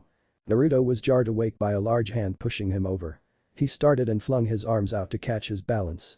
He fell sideways and rolled to his feet, already preparing for an incoming attack. Then he saw Jiraiya grinning slightly. Having a good dream, kid? Naruto blinked. Now Naruto Uzumaki had been pissed at his sensei many times in the last 3 years. When his sensei had thrown his off the edge of a cliff into a nearly endless ravine just to unlock his chakra, he'd been pissed. He'd been angry when his teacher decided to take all of his money to go and spend time at an infamous brothel for a week. He was furious when Jiraiya took an entire month to just teach him how to give what he called a massage, but what he personally thought was only an extremely advanced seduction technique. Not that he was anything more than grateful that he knew the technique now. But that wasn't the point. Right now he was livid. Jiraiya had just interrupted his dream, his meeting with the stunning girl who he simply couldn't stop thinking about. He'd bulldozed right in and cut it off right as it was getting interesting. She'd been leaning in to ask to say something and bang. He was right back here with that grinning idiot who had the nerve to consider himself a Sannin. Naruto honestly didn't know what was wrong with him. Jiraiya had interrupted him when he was flirting with girls before. In fact, he seemed to be getting revenge for all the times he'd been interrupted himself. But right now, he didn't know why he was so otherworldly pissed. He wanted to rip the old man a new one and then shove the old one up the new one so far that he was talking crap about himself. This did not even begin to describe the feeling of knowing that he might have to wait another week or even longer to see that girl he'd been waiting and waiting to see her in a dream again. Every single night he didn't see her in that strange meeting place, he dreamed of her in other ways he couldn't get her out of his head and he knew with almost every fiber of his being that she was the one for him. And Jiraiya woke him up. Fucking old man woke him up. Old man, you have some serious explaining to do. Jiraiya and Armin jumped at the cold, furious demonic voice. It was filled with so much rage that it boiled over and spilled from his skin. Red mist seemed to be leaking from every pore. You were sleeping and we have places to be. Jiraiya stammered out, a bit shocked that Naruto was actually radiating the Kyuubi's chakra out like that just because he was woken up. What did the kid so pissed all of a sudden? You have 3 seconds to promise me that you will never wake me up without a good reason again before I tear your balls off and feed them to you. Jiraiya watched in horror as the Biju cloak solidified around Naruto. The blazing blue eyes bled crimson in an instant, followed by his tiny claws morphing into talons. Behind him 3 tails of solid bubbling chakra tore free of the cloak. Oh shit. 1. Armin had flattened himself against a nearby tree and looked like he was about to pass out from the sheer killing intent. Jiraiya had gone very pale, very pale. He didn't know what he'd done wrong. Had the kid been having some kind of paradise dream or something? Why was he calling on the Kyuubi's chakra because of a dream? And why in Kami's name was he threatening to rip his nuts off? 2. Jiraiya fell to the ground in a profound prostration. Please spare my balls, Gaki. I'll never wake you up again on my word. Naruto's eyes regarded him with a silent condemnation that more than rivaled anything Tsunade had ever leveled on him. Jiraiya had a strong urge to faint from terror. He'd never seen this side of the kid before. He'd never actually been terrified of him. Not like this. It was like Naruto was threatening to murder him for waking him up. Abruptly Naruto's violent aura dissipated and he straightened. Armin collapsed in a dead faint just as Jiraiya looked up. Just as he did so, Naruto's foot met his chin and sent him into the tree Armin had just been flattened against. He let out a cry that sounded oddly like a croak and collapsed on top of the unconscious man. Naruto growled. You damn well better keep that promise, old man, or on the graves of my parents, I will make sure you never can get laid in your life. His eyes faded back to blue and he glanced at Armin's body under Jiraiya's. You're carrying him. Jiraiya, the 3rd member of the legendary Sannin, gulped as Naruto turned on his heel and started to walk away. What the hell just happened? The tent, formerly belonging to General Esdeath Partas along with a 200-foot circle of land around it, was the frozen wasteland. However, at its center, the nearly nude form of the young woman rested on a bed of ice for several moments, with one pale arm covering her eyes. Then she sat up, her cold blue orbs taking in the ice around her. She was pissed. Royally pissed. She'd never known she could be this angry until her long-awaited dream meeting with that blonde-haired young man was cut short again. Her cheeks reddened as she thought of him, even as her eyebrows drew together in fury at the interruption. Someone needed to die. 1 week later. Jiraiya watched his student and godson with a wary eye. The blonde's foul temper had lasted for the last few days. He seemed to be extraordinarily irritated. Even now Naruto was muttering under his breath about something. The older shinobi thought that he might be able to make out what it was if he used chakra to heighten his hearing, but he wasn't sure he wanted to hear what his godson was thinking. The last 7 days had been like a sort of ritual. Everyone woke up at their accustomed times, save for Naruto who slept in late one of those nights. Then over breakfast they talked about the politics of this country and how everything worked.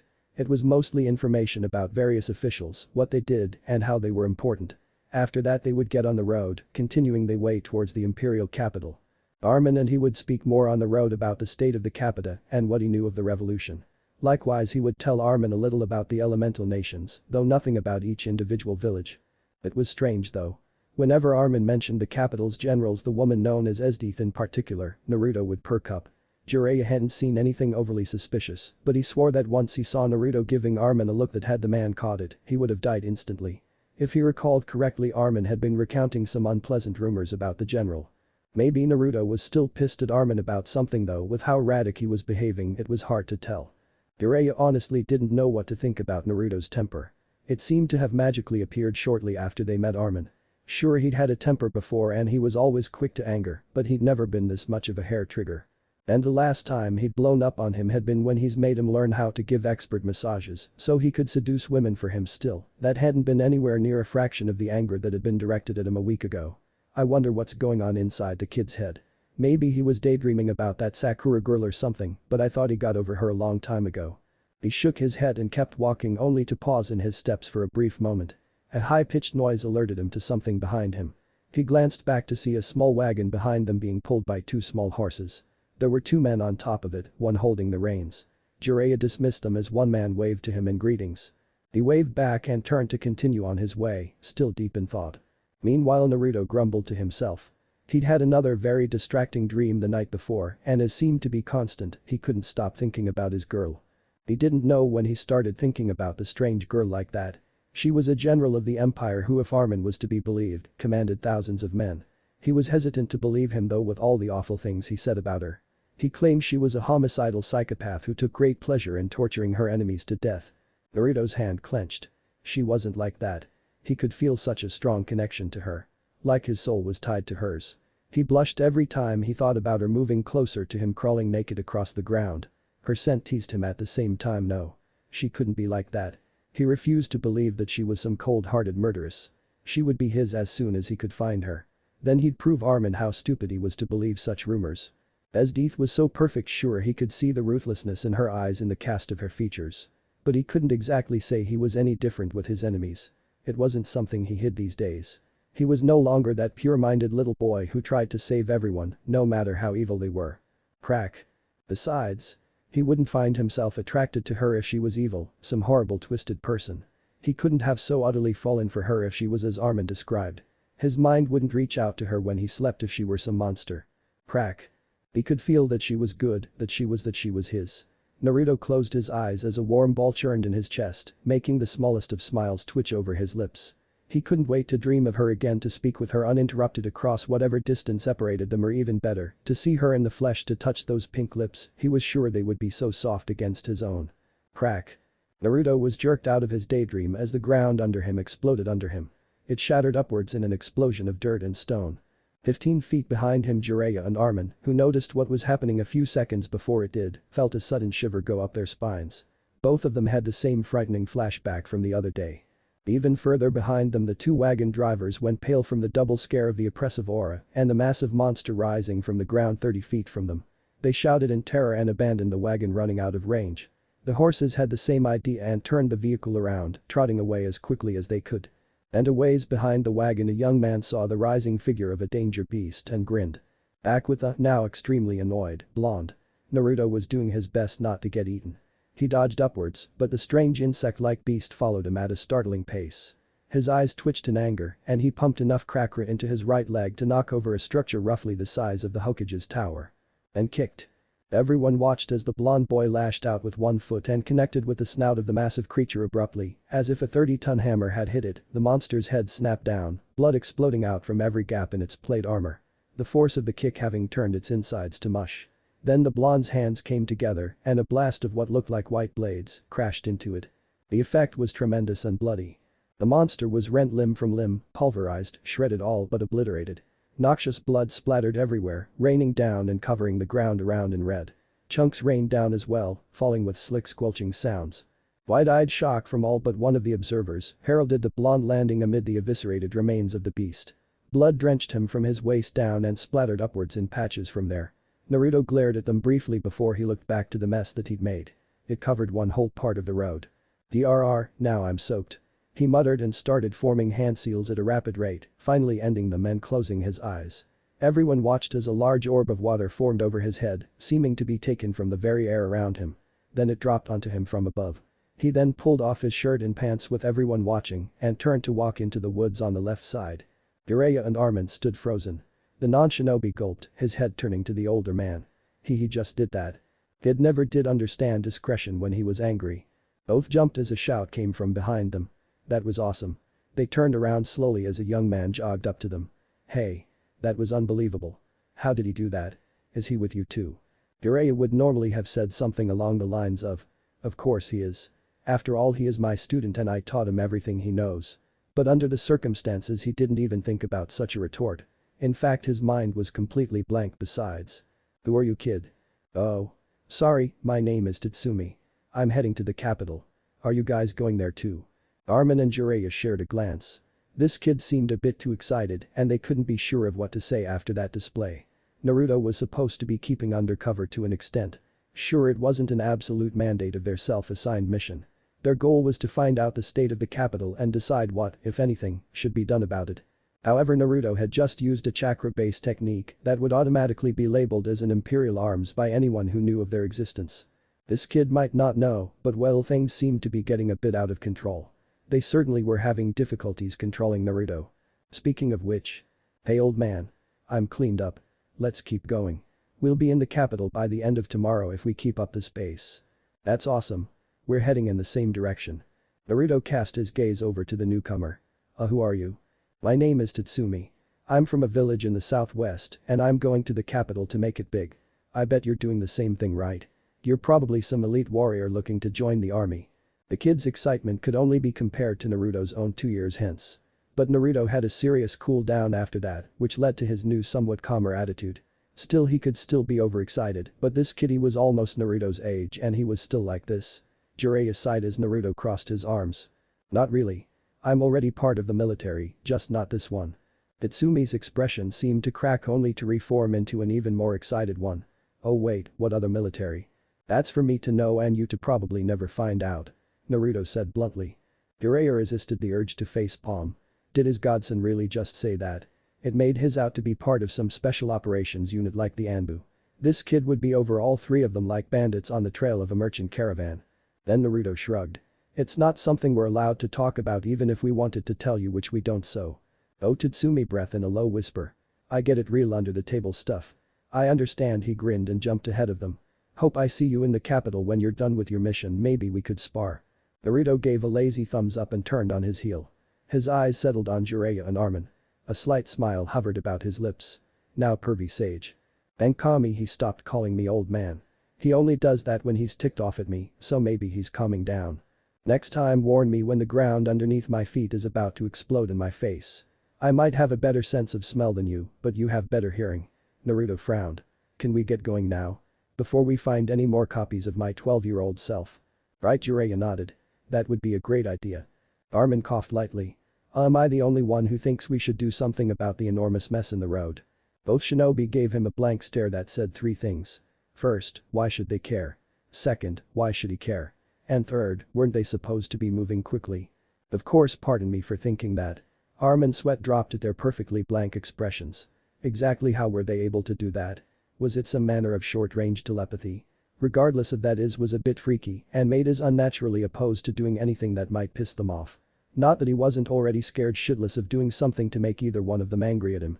After all, if the boy was willing to rip his balls off for waking him up, what would either of them do for some more serious incident? And that wasn't counting the fact that he hadn't given them a fraction of the information they needed to understand the political landscape of the capital. There simply wasn't enough time to give them that much information. Also, he realized again and again that he kept thinking that they were here to help him. They weren't. Both of them were here on the behalf of their own nation, deciding just how much of a threat Honest was and how long they could afford to ignore the capital and the empire. Then if they decided that there wasn't anything back home that was more important, then they would consider helping him. It was exactly how his wife had been. She had to know all the risks before she flung herself into something. It was just the way she'd been raised. And those two were no different. Hell. He couldn't even be sure that they wouldn't leave if they thought that the problem was too big for them. Sure, they had hearts. They felt the pain of others. He'd felt and seen that in them. But both of them were also coldly practical people who calculated gain against loss with an experienced eye. If they knew they couldn't do something, they wouldn't. Armin realized then that he'd been left behind. Hey. Wait for me. The click of heels and the stiffening of sentries heralded the coming of a general. The swish of a sheathed blade at the hip, the rubbing of crisp fabric, and the subtle clicking of knuckles as fists were opened and closed. General Esdeath had arrived. The Ice Queen of the North, as she was just now being called for the first time, strode down the main hall of the capital's mighty imperial palace. Her sapphire blue hair was behind her, rippling in a wave as she passed row after row of guards, who did nothing to stop her. They knew why as well as she. She was strong, the second strongest general in the capital, and therefore recognized as the second strongest being alive besides the emperor, of course, but he was still a child, so no one counted him unless they were at court. The fact was that there were dozens of formalities that were required simply to enter the main throne room of the palace. But Esdeath bypassed them all without so much as a glance. And the guards who usually attended to their duty with firm hands and sharp sword didn't do more than stiffen and keep their eyes forward. It only took one time for those in the palace to get the message. Esdeath might have been vicious, but no one could say she wasn't efficient. The woman, who had every right to be feared, continued down the hall at a brisk pace. No one realized, and even the keenest observer would have been hard-pressed to notice, that she was paying absolutely no attention to her surroundings whatsoever. A child with a wooden stake could have killed her if a child with such courage existed in the world. For General Esdeath's mind is not currently in the land of the living. Her thoughts were elsewhere. Much like a certain young man had been quite completely distracted earlier, she couldn't seem to focus on the mundane tasks of life for more than a few minutes. Esdeath sighed inwardly. She wondered, she wished, but most of all she was tired. She thought nothing could be more pleasing than to get to her personal chambers and crawl into bed and sleep, provided of course that she could meet her. Could she call him her lover? No, she couldn't yet. Well, if she counted the other dreams she was having every time she closed her eyes for more than 20 minutes, then yes, she could easily say they were lovers. She hoped fervently that the real him, when they finally met, would be up to the task of equaling her imagined version of him. A small smile quirked one side of her lips. In bed, at least I hope he's good with his hands. A cold blush might have stained her cheeks at the thought of that, but she could control herself at least that much. Never mind that she defiantly thought she would lose it when she met him in person. Oh, how much had that meeting crossed her mind? How many times had she imagined meeting him? She thought she'd planned and rehearsed every single possible outcome. Okay, so maybe she hadn't strategized for what she would do if he was sitting on the emperor's throne when she arrived, but she decided if it happened, she wouldn't be complaining. Indeed, she wouldn't complain if she met him in battle and they were on opposite sides. Since she'd abandoned the capital before so much as laying a finger on her man with the intent to harm. A month ago she would have asked herself where this sudden disloyalty to the empire had come from. A month ago she might have wondered why she was willing to toss away everything she had earned for a boy she'd only seen in a dream for less than 10 minutes. She was past asking such stupid questions at this point. Every time she closed her eyes she saw some part of her fantasies. Naruto, his name was like a burning torch in the back of her mind that wouldn't go out. She couldn't stop thinking about him. It was like nothing she'd ever experienced before. She remembered again the pleasure she'd felt when he recalled her name, the syllables of her name on his lips, the foreign way he'd pronounced it. Even the hesitation in remembering her clan, she couldn't find fault with any of it, and if he'd mispronounced her first name, she would have been highly tempted to change it. Esdeath inwardly paused at that. Maybe she was getting a bit too well. What was she saying? Was she willing to do anything for this boy she hadn't even shaken hands with? Hell yes. Esdeath's cold exterior broke somewhat as a true smile, seeming predatory to those around her, formed on her lips. Her eyes acquired the quality of a huntress seeking her prey, and her fingers twitched at the hilt of her blade. As soon as she was done with this meeting she wasn't going to sleep.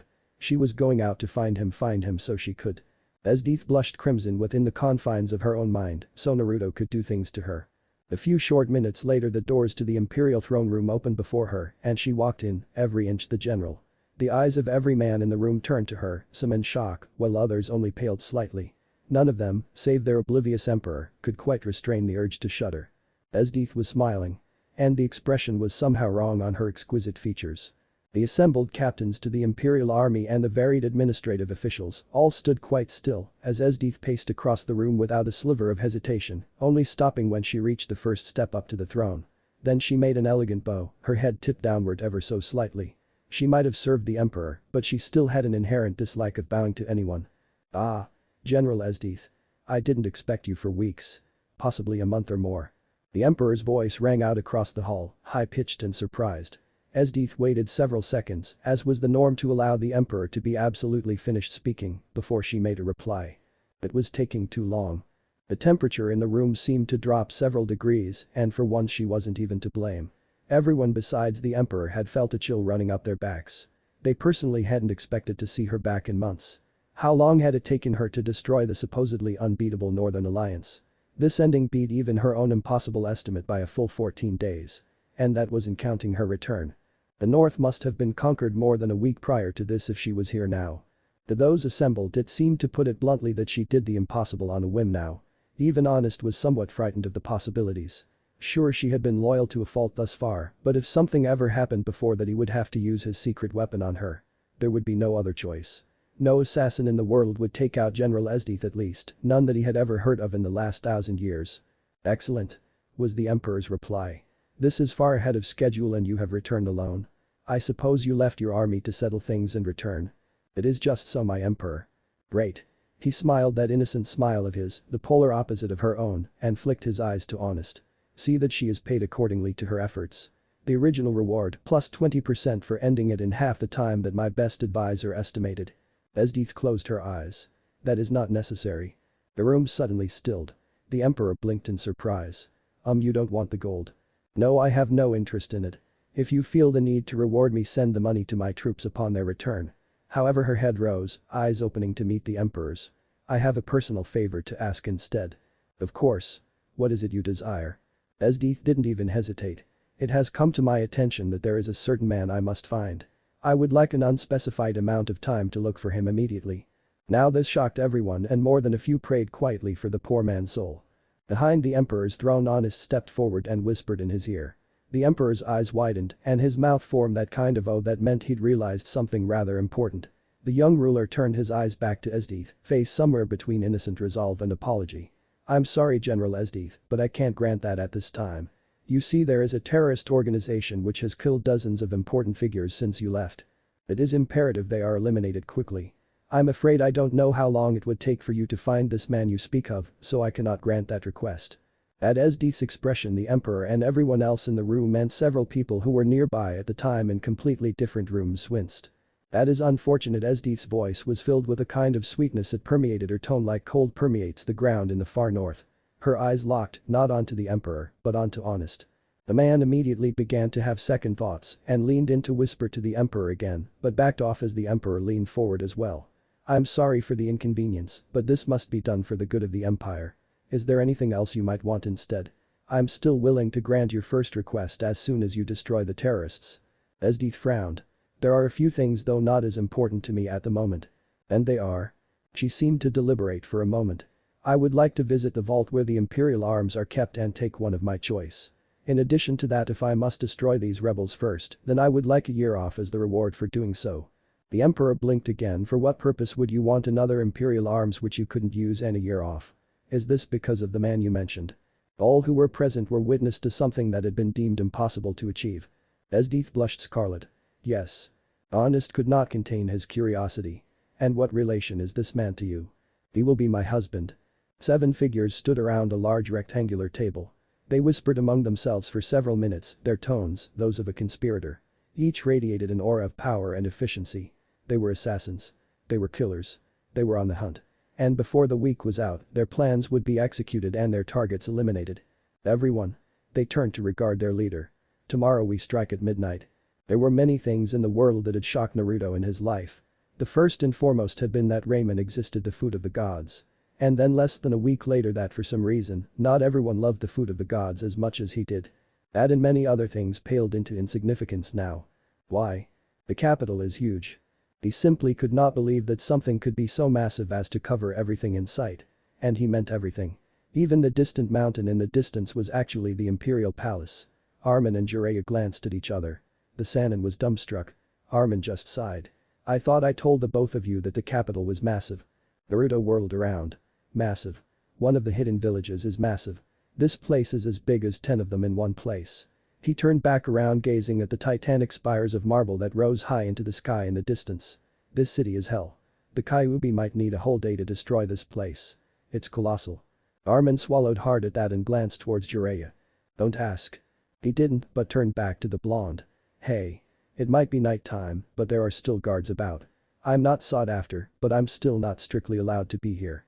And you both have said repeatedly that you shouldn't draw attention to yourselves. Naruto suddenly became very quiet as if responding to his warning. His body was very still. Armin sighed. Good, then let's find an inn for the night. I am very sore from all this traveling. Jiraiya. The Sannin's head snapped to Naruto's, whose own gaze had been drawn to the side. Naruto never called him by his name unless he was very serious about something. It was almost a watchword for danger or readiness. What is it, Naruto? Blood. I smell lots of blood. And Rod, his nose scrunched up in disgust. It was faint, coming from the east, but as soon as I heightened my sense of smell it became overpowering. It's like one of Orochimaru's labs, only the scent of decay is stronger. It smells like a prison and a torture room mixed together. Jiraiya frowned and turned to Armin. Know what it might be? I don't. He was also pale, but from the description, not the scent. He couldn't tell what they were talking about. He smelled nothing out of the ordinary. Certainly nothing rotten, nor the iron tang of fresh blood. I don't smell anything wrong and I don't know why you would. This is a residential district, not an area with a prison or anything like that. In fact, the area we're in isn't far from the homes of the moderately wealthy. Naruto scowled. I feel something bad. He jumped over to Armin and bit his thumb. Hold out your hand. What? Just do it. Armin nodded and gave Naruto his hand, watching as the boy drew on his skin, using his fresh blood as ink. It disgusted him but he didn't move, already knowing this was a skill shinobi like them possessed. Naruto finished a few moments later and spoke under his breath. Fuin. The blood shimmered and dried in an instant. Naruto looked up into his eyes. Don't rub it off, got it? Armin nodded again, and Jiraiya put a hand on his shoulder. Listen, me and Naruto are going to see what's going on. You go find yourself a room for 3 at an inn and leave word that we will be arriving. That mark will allow us to find you easily enough. Now go. The older man gave him a light push and seeming melted away into the night shadows. Armin watched for a second and then jogged off to find the nearest inn. He hoped fervently that they didn't do anything to get themselves in trouble. It would not go well for them as a whole if they did. Naruto's eyes took in the scope of the mansion. It was huge. Almost the size of Hokage's tower, but not round in shape, and it had a far different kind of aesthetic. The white and brown walls, the dusky orange roof were styled with sharp corners and gave off a kind of noble feel. He guessed that was the point though. These rich people loved to flaunt what they had. He frowned. That scent of rot and fleshly spilled blood. It didn't come from the mansion but rather behind it. He growled inwardly and scanned the area for traps or some manner of security. He didn't see anything besides the one guard at the door, oblivious as a blind sheep to a skilled ninja. He drew out a kunai and darted across the deeply shadowed street and to the left side of the house. Then he ran along the side of the wall following his nose as the repulsive scent grew stronger. It was disgusting, but he knew that he needed to find the source. Some feeling told him it was important. And not just the fact that there generally weren't torture facilities in residential areas, much less wealthy ones. He gripped his kunai tighter as his nose told him to turn left into the small wooded area behind the mansion. His apprehension only grew then. Under the scent of decay and fresh blood, he smelled the acrid tang and noxious sweet scent of poison. Something he was well acquainted with after raiding a few of Orochimaru's hideouts with his sensei. He hated that scent. Naruto hissed in distaste as he broke through the trees on the other side of the woods and stopped in front of a large shack. His eyes fell on the door, which was cracked open slightly, dim yellow light shining through. He froze as the smell of death overwhelmed him. It was making him nauseous. He quickly cut the chakra running to his nose and shuddered. What was going on in there? He made up his mind and stalked across the clearing, aware that there were 2 guards at either side of the doors. They didn't even notice as he crept directly between them and placed his eye to the door. His pupils contracted at the bright light even inside, adjusting quickly. What he saw made him sick. Inside there were 2 blonde women hovering around a girl. Her hair was long and dirty, once a glossy black, it had faded with neglect and filth. Her skin had probably once been fair, but was now yellowed and purple from bruising where her skin wasn't, torn and red, crusty with scabs. His eyes trailed down her nude form. She was chained by her wrists to the ceiling, while her ankles had been tied as well, stretching her painfully. Even now Naruto watched as the younger of the 2 blonde women, little older than a girl, used a small razor to cut lacerations in her belly. Blood poured out of the deep slashes. The red seeped, dripping down her body, overwhelming even his unenhanced senses at this point. The iron and rust, salty taste in the back of his mouth was overwhelming. What they were doing to her was wrong. It would end now. Without a sound Naruto was inside the room, the doors opening wide.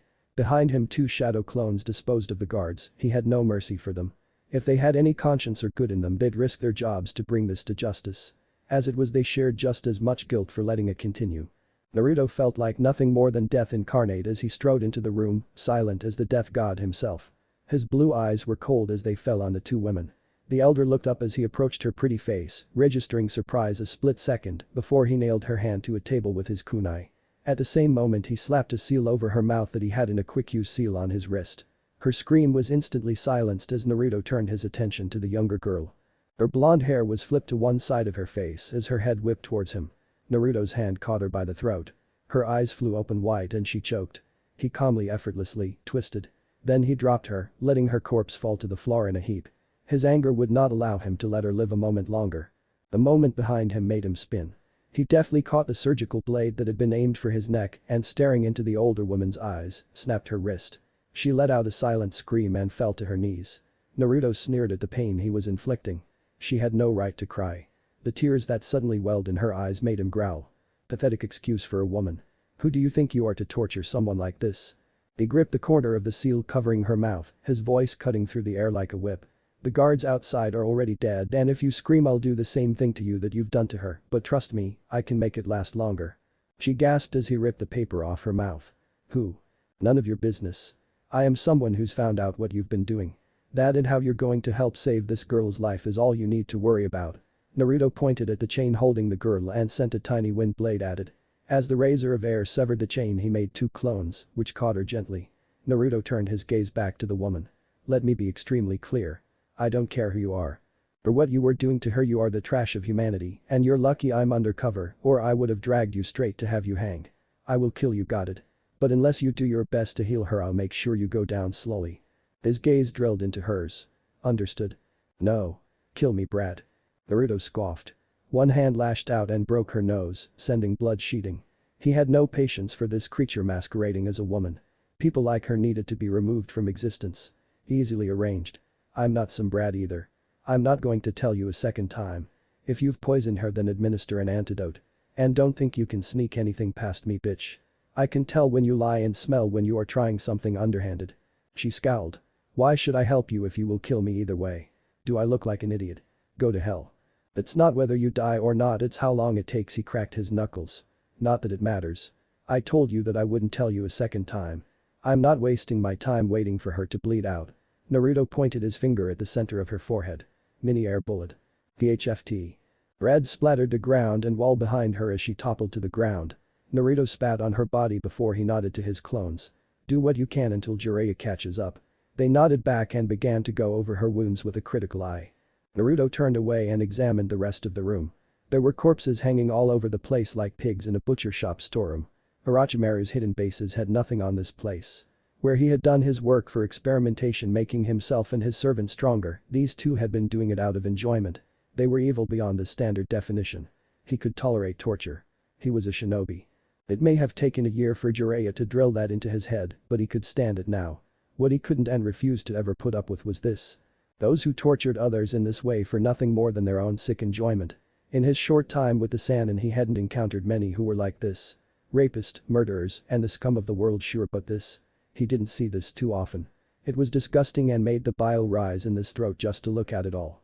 His eyes narrowed as he scanned the racks. If he didn't have more self-control when it came to this kind of thing, he'd have already put this place to the torch with one of his bigger fire jutsu. Either that or turned the whole place into a pile of splinters with wind, not that it would help anything. It was just a way to vent his frustration. Shit like this wasn't supposed to happen. The law was tasked with upholding order and peace. And this butcher house was most certainly against order. This was just carefully hidden carnage. Holy shit, Gaki, this is the worst I've seen since my time helping the Kiri rebellion. Naruto turned at Jiraiya's voice. The older man was looking around with a grim expression. Hey sensei, this girl here is alive, but she needs toad oil to treat her external injuries as fast as we can. Otherwise she'll bleed to death before we figure out what's wrong on the inside. Got it? Naruto walked away from Jiraiya, who was already summoning one of the toads to fetch the healing oil. He stepped between the racks and cages, looking for signs of life among the dead. It wasn't long before he found some. Across the room, in a cage, was a young man. Naruto guessed he was about his own age, but frail and starved. Hey, are you awake? Naruto grasped the boy's hand through the bars of the cage. Wake up. The boy seemed to stir slowly, his eyes drifting open. What, no. Don't touch me again. He leapt back from the front of the cage, only to see Naruto instead of his jailers. Wait, who are you? My name is Naruto. I killed the 2 women who were here torturing people. Give me a second and I'll have you out of there. Naruto nodded to him as the boy's shocked eyes locked onto his. The blonde closed his eyes briefly and then funneled trace amounts of wind chakra into his fingertips, sharpening the blades until they would cut through almost anything. Then he swiped at the cage bars, high and low. They fell apart with an iron clang. Come on. I'm looking for survivors. We already have the girl down from over there. Do you know if there are any others that are still alive here? No, he muttered half-heartedly. We're the last 2. Can you answer a few questions then? He looked up. The dark circles under his eyes were so pronounced that to Naruto they looked like black coins. Yeah, you saved me. I'll tell you anything you want. Naruto cut to the chase. Who else is involved with this? What is their scam and who needs to die? The guards are all involved. That girl lures people and travelers in. Offers them a place to stay for the night, then drugs them and brings them here. Mimi and Seo were separated from our friend Tatsumi, he had all the money and we had all the food and supplies. When we came here we couldn't buy a room for the night and ended up meeting that bitch. She took us here and let us stay for dinner. They drugged our food. Was she poisoned? I can smell it on the air, but I don't know what it is. No, not yet. He coughed loudly and covered his mouth. Blood soon dripped between his fingers. They were saying that they would do it tonight and then make me watch. Naruto nodded. I'm glad I made it in time, but who else do I need to kill to make sure this doesn't continue? He growled out the last part, making it clear those left responsible were going to suffer. The woman's husband, the guards, I don't know who else. A man came yesterday, but he didn't do anything except talk with that woman he left, and I never caught his name or face. Good. Now how are you hurt? The wet chuckle made the boy's chest heave. Every possible way I can think of. Just help Sayo first, okay, I can handle the pain. Naruto smirked. No need. Let me help you over to my sensei. He'll get both of you healed as best we can for now. Then it'll be time for me to go take out the trash. By the way, what's your name? Ieyasu, my friend over there is Sayo. Got it. Naruto put his shoulder under Ieyasu's arm so he could support the other and walked across the room to where Jiraiya was already tending to the girl. He then let the boy lay down on the cool stone floor as Jiraiya smoothed the special toad oil over Sayo's wounds. Already they were healing, which was odd because usually only he healed that fast with the oil. Sensei. How is she doing? Jiraiya shook his head. You can't tell. The oil is working faster than usual, not sure why, but I'm not going to look a gift horse in the mouth. Fine, but as soon as they can be moved we need to get out of here. Right, I'll leave torching the place to you. Naruto growled his thanks and bent to tend Ieyasu's injuries with his sensei. I'm only 16 for fuck's sake. I'm not supposed to be saying that I'm too old for this shit. Jiraiya shook his head. Naruto, no matter how old you are, you're always too old for this. Now stop being so pissed and help me. Right. Naruto was awake in bed long after Jiraiya and Armin, along with their two guests, had been asleep. The events of the night were nagging at him, along with a few other things that refused to put his mind at ease. For one, he was furious about what he'd heard from Armin, that such things were ignored by most of the higher-ups in the capital. How could they ignore that shit? It was happening right under their noses, and they couldn't rightly allow it to continue. But then again, it gave credence to Armin's original story about the capital being corrupt to its core.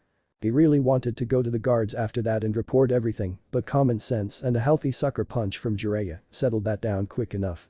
But it still left him feeling hollow. All those people who would never get to achieve their dreams, lured away by that evil family, he had half a mind to send out a couple Kozen clones to do that damned guards' jobs for them. Maybe he could give a whole new meaning to the term vigilante. After a few dozen of those corrupt officials and their hateful benefactors were hanging from their necks in the street, maybe the capital's government would sit up and rule their fucking country. And yet again, that was what Armin wanted them here for. In his mind, the capital's government was already too far gone. He wanted them to save his home by any means necessary. And Naruto was just beginning to see just how big a task that would be. Originally he thought they were going to a village like one of the 5 big ones back home. They'd take out a few bad guys and maybe call in reinforcements if some bigger threat showed up, but now that was a ludicrous thought. The capital was so massive that he could spam clones all day and all night and not see it all. He doubted even the most experienced street urchin or the oldest guardsman could even memorize a fourth of the massive city. It wasn't like Konoha. Konoha was a city that was called a village. The capital was a landscape that was called a city. It wasn't so much a city as a terrain. A geography. How were they supposed to deal with the root of corruption here? He'd need to go full Biju mode just to make any progress. The task, which had a week ago been exciting, now seemed daunting. And that wasn't even the only thing on his mind. No, he had so many other things to worry about. Of course there was the old one. The Akatsuki was still after him, and if they chased after him, then he'd have to fight them with guaranteed no backup. And also there was his training with the Kyuubi's chakra. He still hadn't mastered the demon's power, and it was starting to wear on him. How long would it take for him to be able to use the Kyuubi's power, as Jiraiya said his mother could? And then there was Esdeath, the woman of his dreams, literally. He still couldn't stop thinking about her. Even now, consumed by other things, she lingered in the back of his mind. The very fact that his thoughts had turned to her conjured her image. Granted, he'd only seen her twice, but as he'd realized before, he simply couldn't forget a single detail. It was as if his brain refused to surrender the clarity of her mental picture to time. The curve of her lips evoked a feeling in him that was so hard to ignore. He wanted to hold, caress, kiss, nibble, bite everything. He wanted to run his fingers through her bright sapphire hair, mark her pale shoulders. Every night he dreamed of that and so much more. If he didn't meet her again, either in that special dream or in real life, he was sure he'd go crazy. Naruto growled into the softness of his bed. He just wanted her. Was that too much to ask? But it didn't seem to matter. It seemed that every time he went to sleep he was just tortured by visions of what he could be doing. And then both times he'd actually been with her in what he was starting to think was a connected mindscape, he'd been woken up. It was so infuriating that he almost wanted to kill Jiraiya that second time. His chest ached when he thought of what she'd been about to say to him. Arrggg. He hissed and forced himself to relax. There was no point in agonizing over it. He'd just have to wait, as much as it annoyed the ever-loving crap out of him to do so. His eyes closed and he willed himself to fall asleep. Naruto. Naruto's eyes snapped open at the voice and he was sitting up an instant later. He looked around. Yes, he was here. This place was where he'd met her twice before. He didn't see her immediately, so she must be. Suddenly he was tackled to the side by someone. Oh, he knew who it was. His head turned and his eyes alit on her perfect skin and blue eyes. She was smiling, grinning, her face blooming red even now. Naruto. He was cut off as her lips slammed against his without warning. And that was all it took. Hands were set loose to wander as he pushed back, tasting her lips. They were like flower petals, so soft. Naruto felt his self-control disappear then. Before another second passed, her cool hands were curling up under his jacket and shirt. Her tongue asked permission and he gave it. Naruto groaned as he was levered back. She straddled him as his hands found her toned belly, scratching along it with long strokes. Her muscles quivered under his touch, sending his restraint out the window. He broke the kiss much to Esdith's obvious displeasure, only to kiss her neck, nibbling down to her collarbone.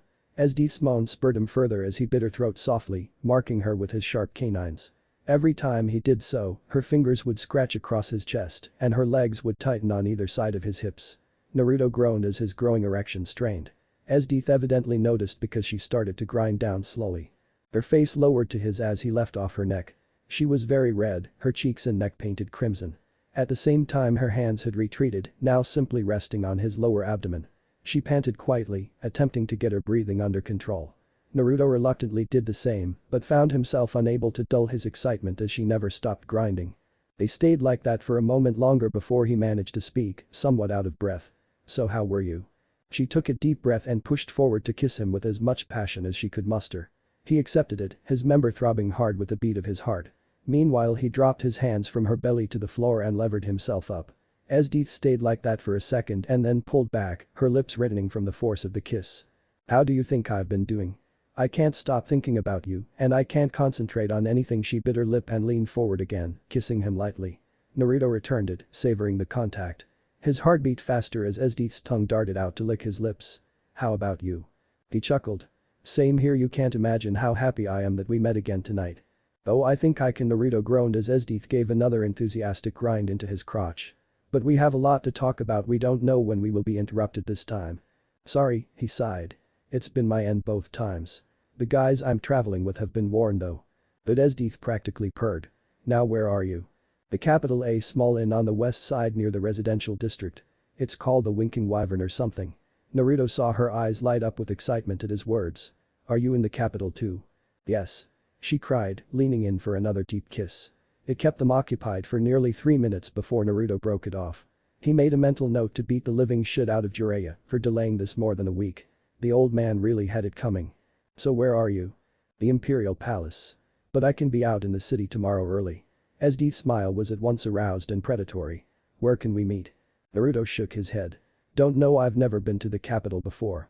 You know better than I, but I could ask for directions. I just don't want my traveling companions to see you yet. She frowned. Why not? He sighed as she stilled and leaned closer, her nose less than an inch from his. Listen, Esdith-chan, I'm not from this country at all.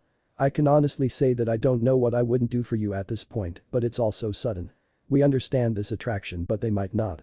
Besides, I'm part of a military that's probably going to be opposed to yours in the near future. I see not a problem though. Naruto inhaled her scent as she spoke.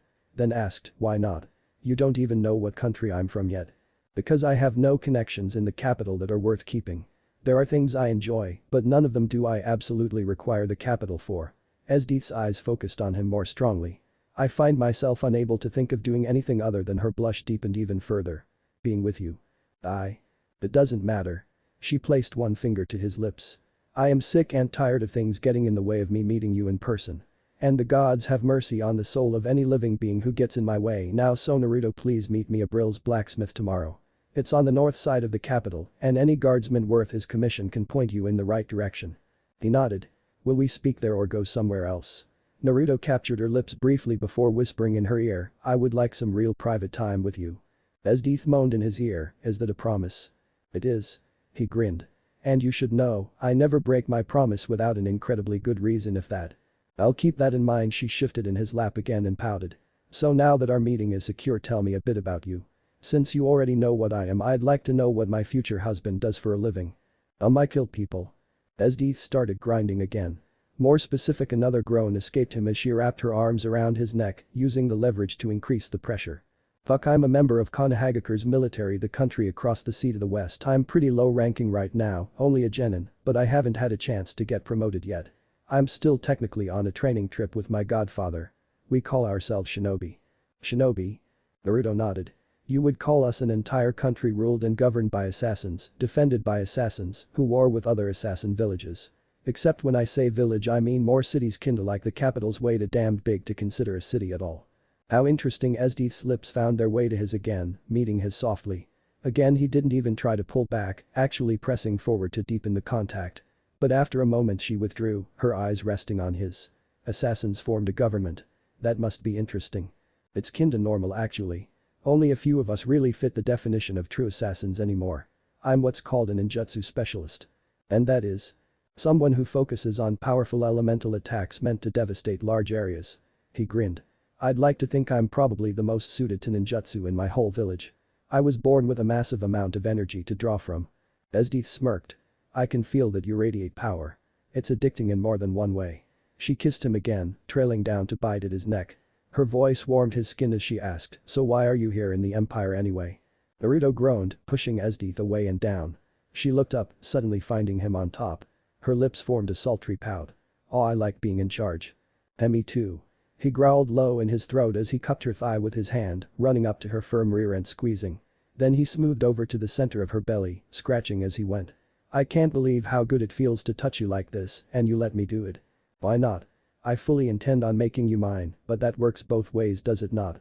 Her finger drew down from his back to rest over his solar plexus. "And I get the feeling you aren't the submissive type. Am I right?" He chuckled, stroking up towards the undersides of her breasts. "Good intuition, Esdeath-chan." "Chan? The term from my country. Used for boys, referring to girls usually. You're my girl, aren't you?" Esdeath's face bloomed a deeper shade of red at his words, even as she wrapped her legs around him. "Do I have to repeat myself? You are mine and vice versa." Naruto's face descended till it was barely an inch from hers. "Good, I don't think I could stay away from you now." He dipped his head, kissing her milky white shoulder and then biting her. His sharp canines left her unblemished skin marked red. "I still don't know why this even feels like it does, but I can't seem to care. I just want to do it in the real world. This stupid dream is so goddamn tempting." She nodded slowly, but her eyes had gone unfocused. Esdeath shifted under him, responding to his actions. "Don't you dare stop."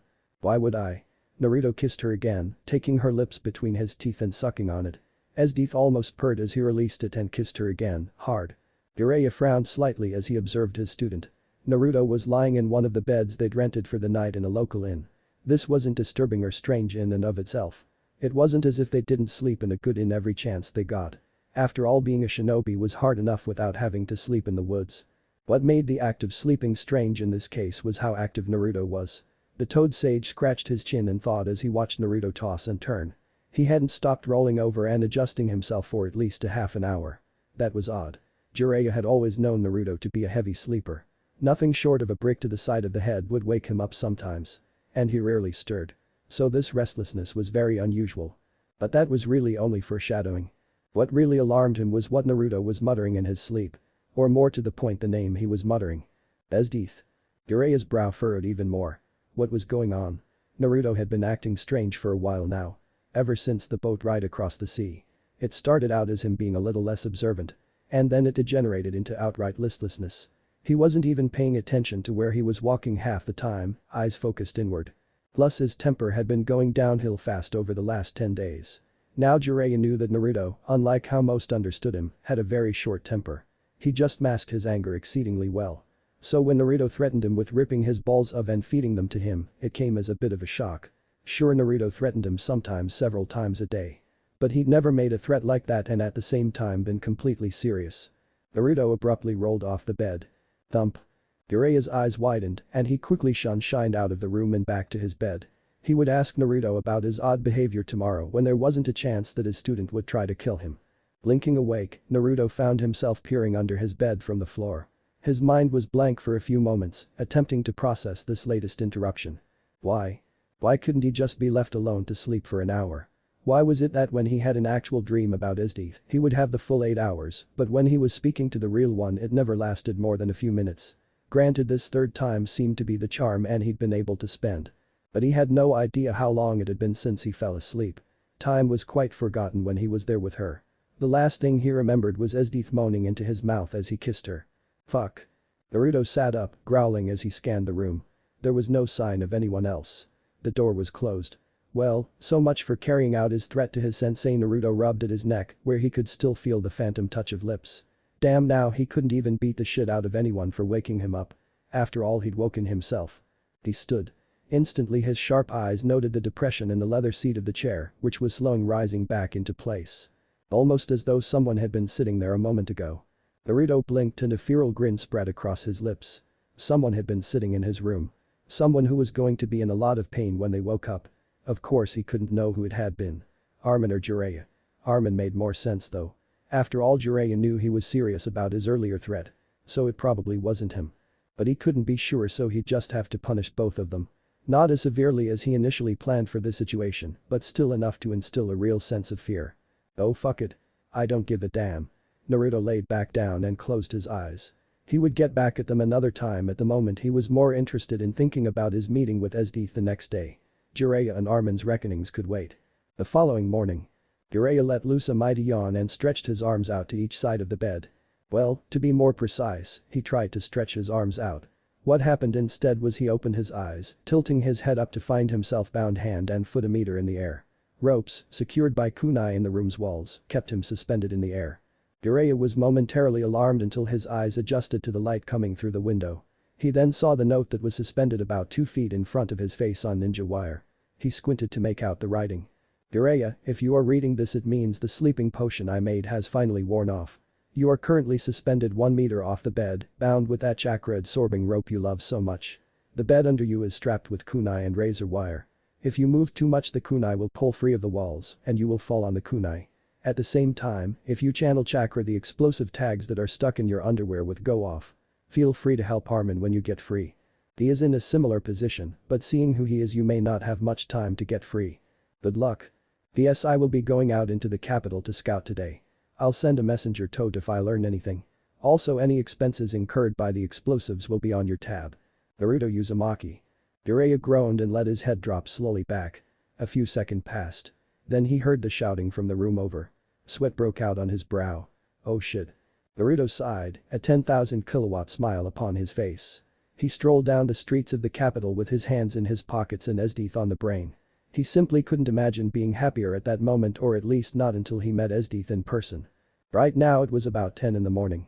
The sun shone high in the sky, casting its bright rays upon the capital. Naruto thought it looked like one of those amazing paintings that people did completely from memory. The city was a landscape, rolling hills of buildings and parks abounded. It was beautiful. And it also smelled, which annoyed him more than he was willing to admit. His sense of smell, which was much keener than the average human or even the average shinobi, was registering the taint of the street-side gutters and the unpleasant scent of civilians emptying their trash. It didn't help that he could hear the disconsolate mutterings of civilians walking past him. It didn't seem as though most people were nearly as happy as he was. Naruto imagined that this was a sad thing. Wouldn't it be great if everyone could feel how he did right now? Going to meet someone like Esdeath, he let out another sigh and commanded his eyes to search out a guardsman as soon as he could. Currently he was heading north, although he had no idea if this was the right direction to find the blacksmith shop that Esdeath directed him to. But she did say that any good guardsman could point the way. So first things first. He needed to find one. And about 10 minutes later he saw one. It was an older man dressed in fashionable, yet oddly flimsy-looking, armor. Naruto spotted him even as he jogged out of an alley and into the street. He could also hear the sounds of a commotion coming closer. Thinking to get the information he needed before whatever conflict approaching them arrived, Naruto darted over to the man. Hey. I was wondering if you could tell me where to find TH. Whatever he had been about to say died in his throat as he heard the frantic scream of a small girl. His head snapped to the side just in time to see 6 more guards dragging 2 girls out of the alley, their arms bound tightly behind them. Naruto instantly recognized one of them from the posters liberally scattered on almost every message board he's seen since he left the inn. The other looked to be no older than 13 with cherry red hair and a badly bleeding gash on her forehead. Naruto's eyes took in the scene with startling clarity as he realized what was happening. The older of the two girls was beautiful with long purple hair and somber eyes.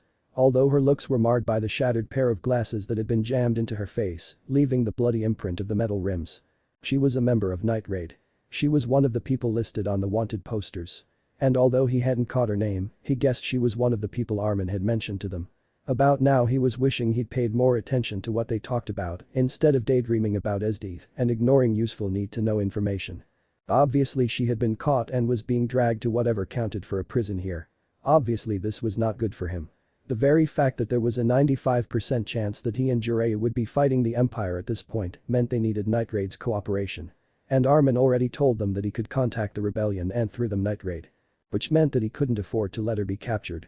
If she was captured she would likely die, but if he saved her then it might allow him and Jiraiya to contact Night Raid without having to go through his other contacts. That would be a big help if they could cut to the chase and meet with the frontline fighters first. Naruto growled low in his throat. He didn't want to take even this much time away from meeting Esdeath, but the benefits to the operation far outweighed the few minutes he would need to save her. After all, this might be a favor he could call in later if they needed it. As a shinobi he knew how valuable a debt like that could be. So he simply couldn't afford to let her be captured. Esdeath would have to wait just a little bit longer. Shield grunted in pain as the guards hauled her along the street. She didn't know what had gone wrong. One moment she'd been taking out the target with her bare hands. She couldn't take her scissors since they were too well recognized, and then the next moment the man she was killing decided to use some unknown martial arts on her. At first she was put off guard when she suddenly couldn't land even a single hit on the guy. And then she felt a fist like a steel ingot crash into her throat. Her ability to breath was instantly cut off and she fell back with a gasp. He was on her a split second after that and before she even realized it she was captured. It was a good thing she brought back at this time. Leon had come along and thank God, Akame as well. With those two trailing them, there was no way she would get killed. At least as long as Leon and Akame managed to get an opportunity to rescue her. But for now she had to play the part of the defeated criminal. She hated acting like that. Sheila raised her head as the guards pulled her into the light of the main street heading towards the palace. She groaned in pain, which with how tight her bindings were, she didn't need to fake in the least. Her eyes showed her the 6 guards around her and the one in front, clearing the way in a blur. A sound like a blade cleaving though water rushed in her ears and everything went black. She heard a scream, shouts, and several thuds. Her panicked mind told her this was just Akame and Leon making their move, but that wasn't what it was at all. A hand suddenly grabbed her and then an arm wrapped around her waist as she was lifted into the air. Sheila didn't shout, keeping silent, as whoever it was hauled her away at a blistering pace. She, along with her rescuer, exited a cloud of thick smoke and blasted down the street and out of the guard's sight. The city around her literally seemed to blur, details becoming indistinguishable. Before she could blink they were 5 blocks away from the alley she was just dragged out of. The world turned 90 degrees and she barely restrained the urge to scream as the one carrying her took to the air. A scream rent the air at the apex of their leap and Sheila realized that the other girl who had been with her was slung over the other shoulder. The red-headed teen was far from silent. A second later she felt the wind rushing past her face and her rescuer landed on the roof of the building. Sheila found herself unceremoniously dropped. But in a surprising twist, her bonds had already been severed. When did that happen? She drew in a deep breath and attempted to get her bearings. She was sitting on a rooftop quite a distance from where she was captured. Beside her was the girl who tried to save her for some reason. And standing only a few feet from her was the most handsome young man she'd ever seen. Sheila unconsciously adjusted her damaged glasses and tried to get a better look at him. He was tall with blonde hair and deep tanned skin. His face bore 3 jagged black marks on either side and as he took a breath she saw long sharpened canines. The most startling feature was his eyes. Blue as the sea after a storm with slitted black pupils that reminded her of Leon in her battle form. He was very attractive and had she not been in this particular situation, she might have blushed. But as it was she only stared stupidly as he scanned the rooftops around them. It required a moment before she was able to articulate a response to his impromptu rescue. Who are you? He seemed satisfied with the state of their pursuit if there was any, and he turned to look at her. A feral grin pulled at his lips, again reminding her of Leon. My name isn't something I just hand out, Assassin-chan. His grin widened. You're pretty lucky I have a really strong conscience. Otherwise I wouldn't have broken my cover to get you out of their night raid. Sheila tensed. You know who I am? Well duh, your picture is pretty much everywhere. And I'm usually observant enough to notice seemingly inconsequential details hours after seeing them. A few hundred wanted posters over an hour or so is certainly enough to jog my memory. Besides, I've heard a lot about your group recently. And where have you heard about us from, may I ask? She grunted as she stood to look him in the eye. No offense, sir. I'm thankful you saved me, however Night Raid doesn't need any more enemies than it already has. Oh come on, he raised one eyebrow. If I had any intention in fighting Night Raid I would have let them drag you away. I only rescued you because I needed to contact your people sooner or later. You might say you got captured at a really convenient time for me. Again I ask where? He sighed. You're really insistent for someone who just got their ass saved. Sheesh, and here I thought people had manners these days. He rolled his eyes at her. Listen, just like you wouldn't tell me where your secret base is just because I asked, I can't just tell you where I learned about your organization. Suffice to say, me and my allies were brought in by someone who opposes Prime Minister Honest. I saved you because we're probably on the same side. Probably? She frowned. Why probably? Because my allies aren't fighting to save your country. My allies are worried about our own country. Let me put it this way. I come from a country that Honest will eventually try to invade once he's done taking over this continent. I'm part of a group that will ensure that he won't bring war to our home. Like I said, we aren't here to save you. We're here to help ourselves, and if it just so happens to kill Honest and bring peace back, that's good all around. He shrugged as if there wasn't any more else to say. Shields' frown deepened.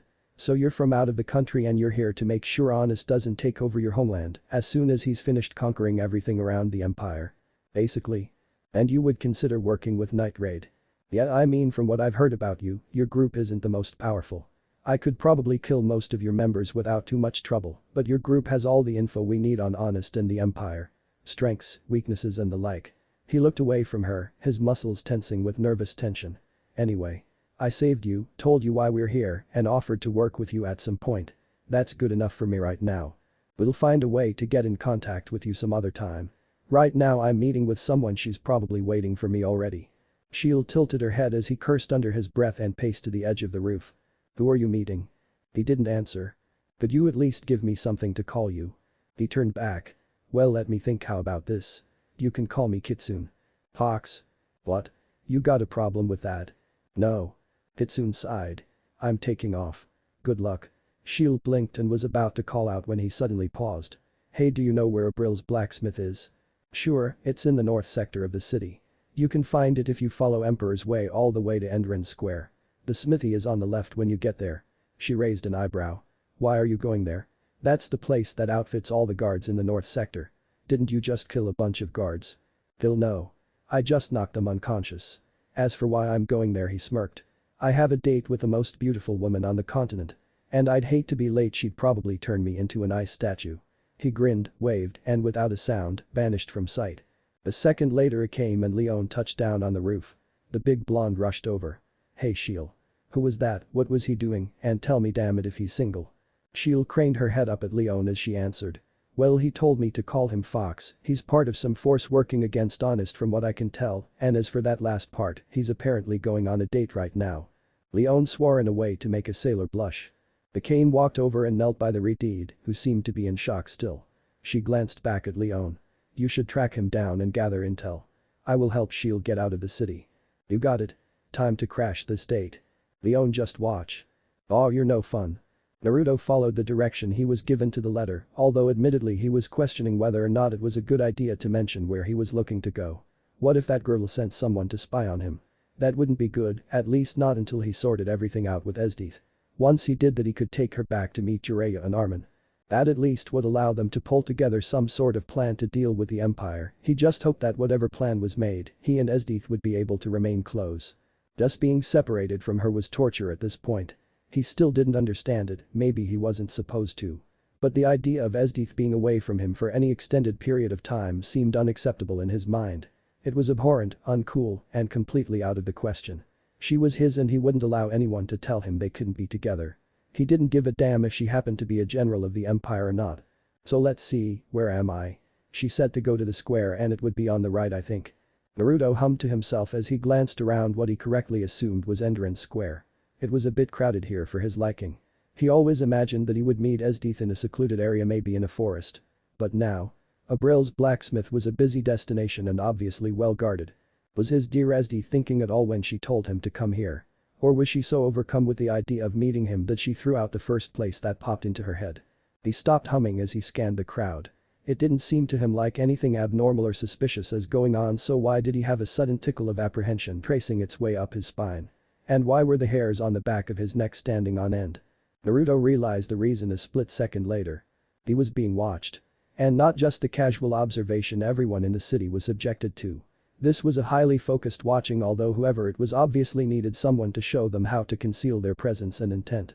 This spy, or whoever it was, he or she, was just so damn blatant. Worse still, the pricking feeling was distracting him from his current objective. Naruto grimaced and continued through the crowd, throwing caution to the wind. He would be damned if he went on another detour. He was meeting Esdeath right the fuck now. His eyes flicked from side to side as he moved like water through the crowded square, eventually finding shelter in an alley on the other side.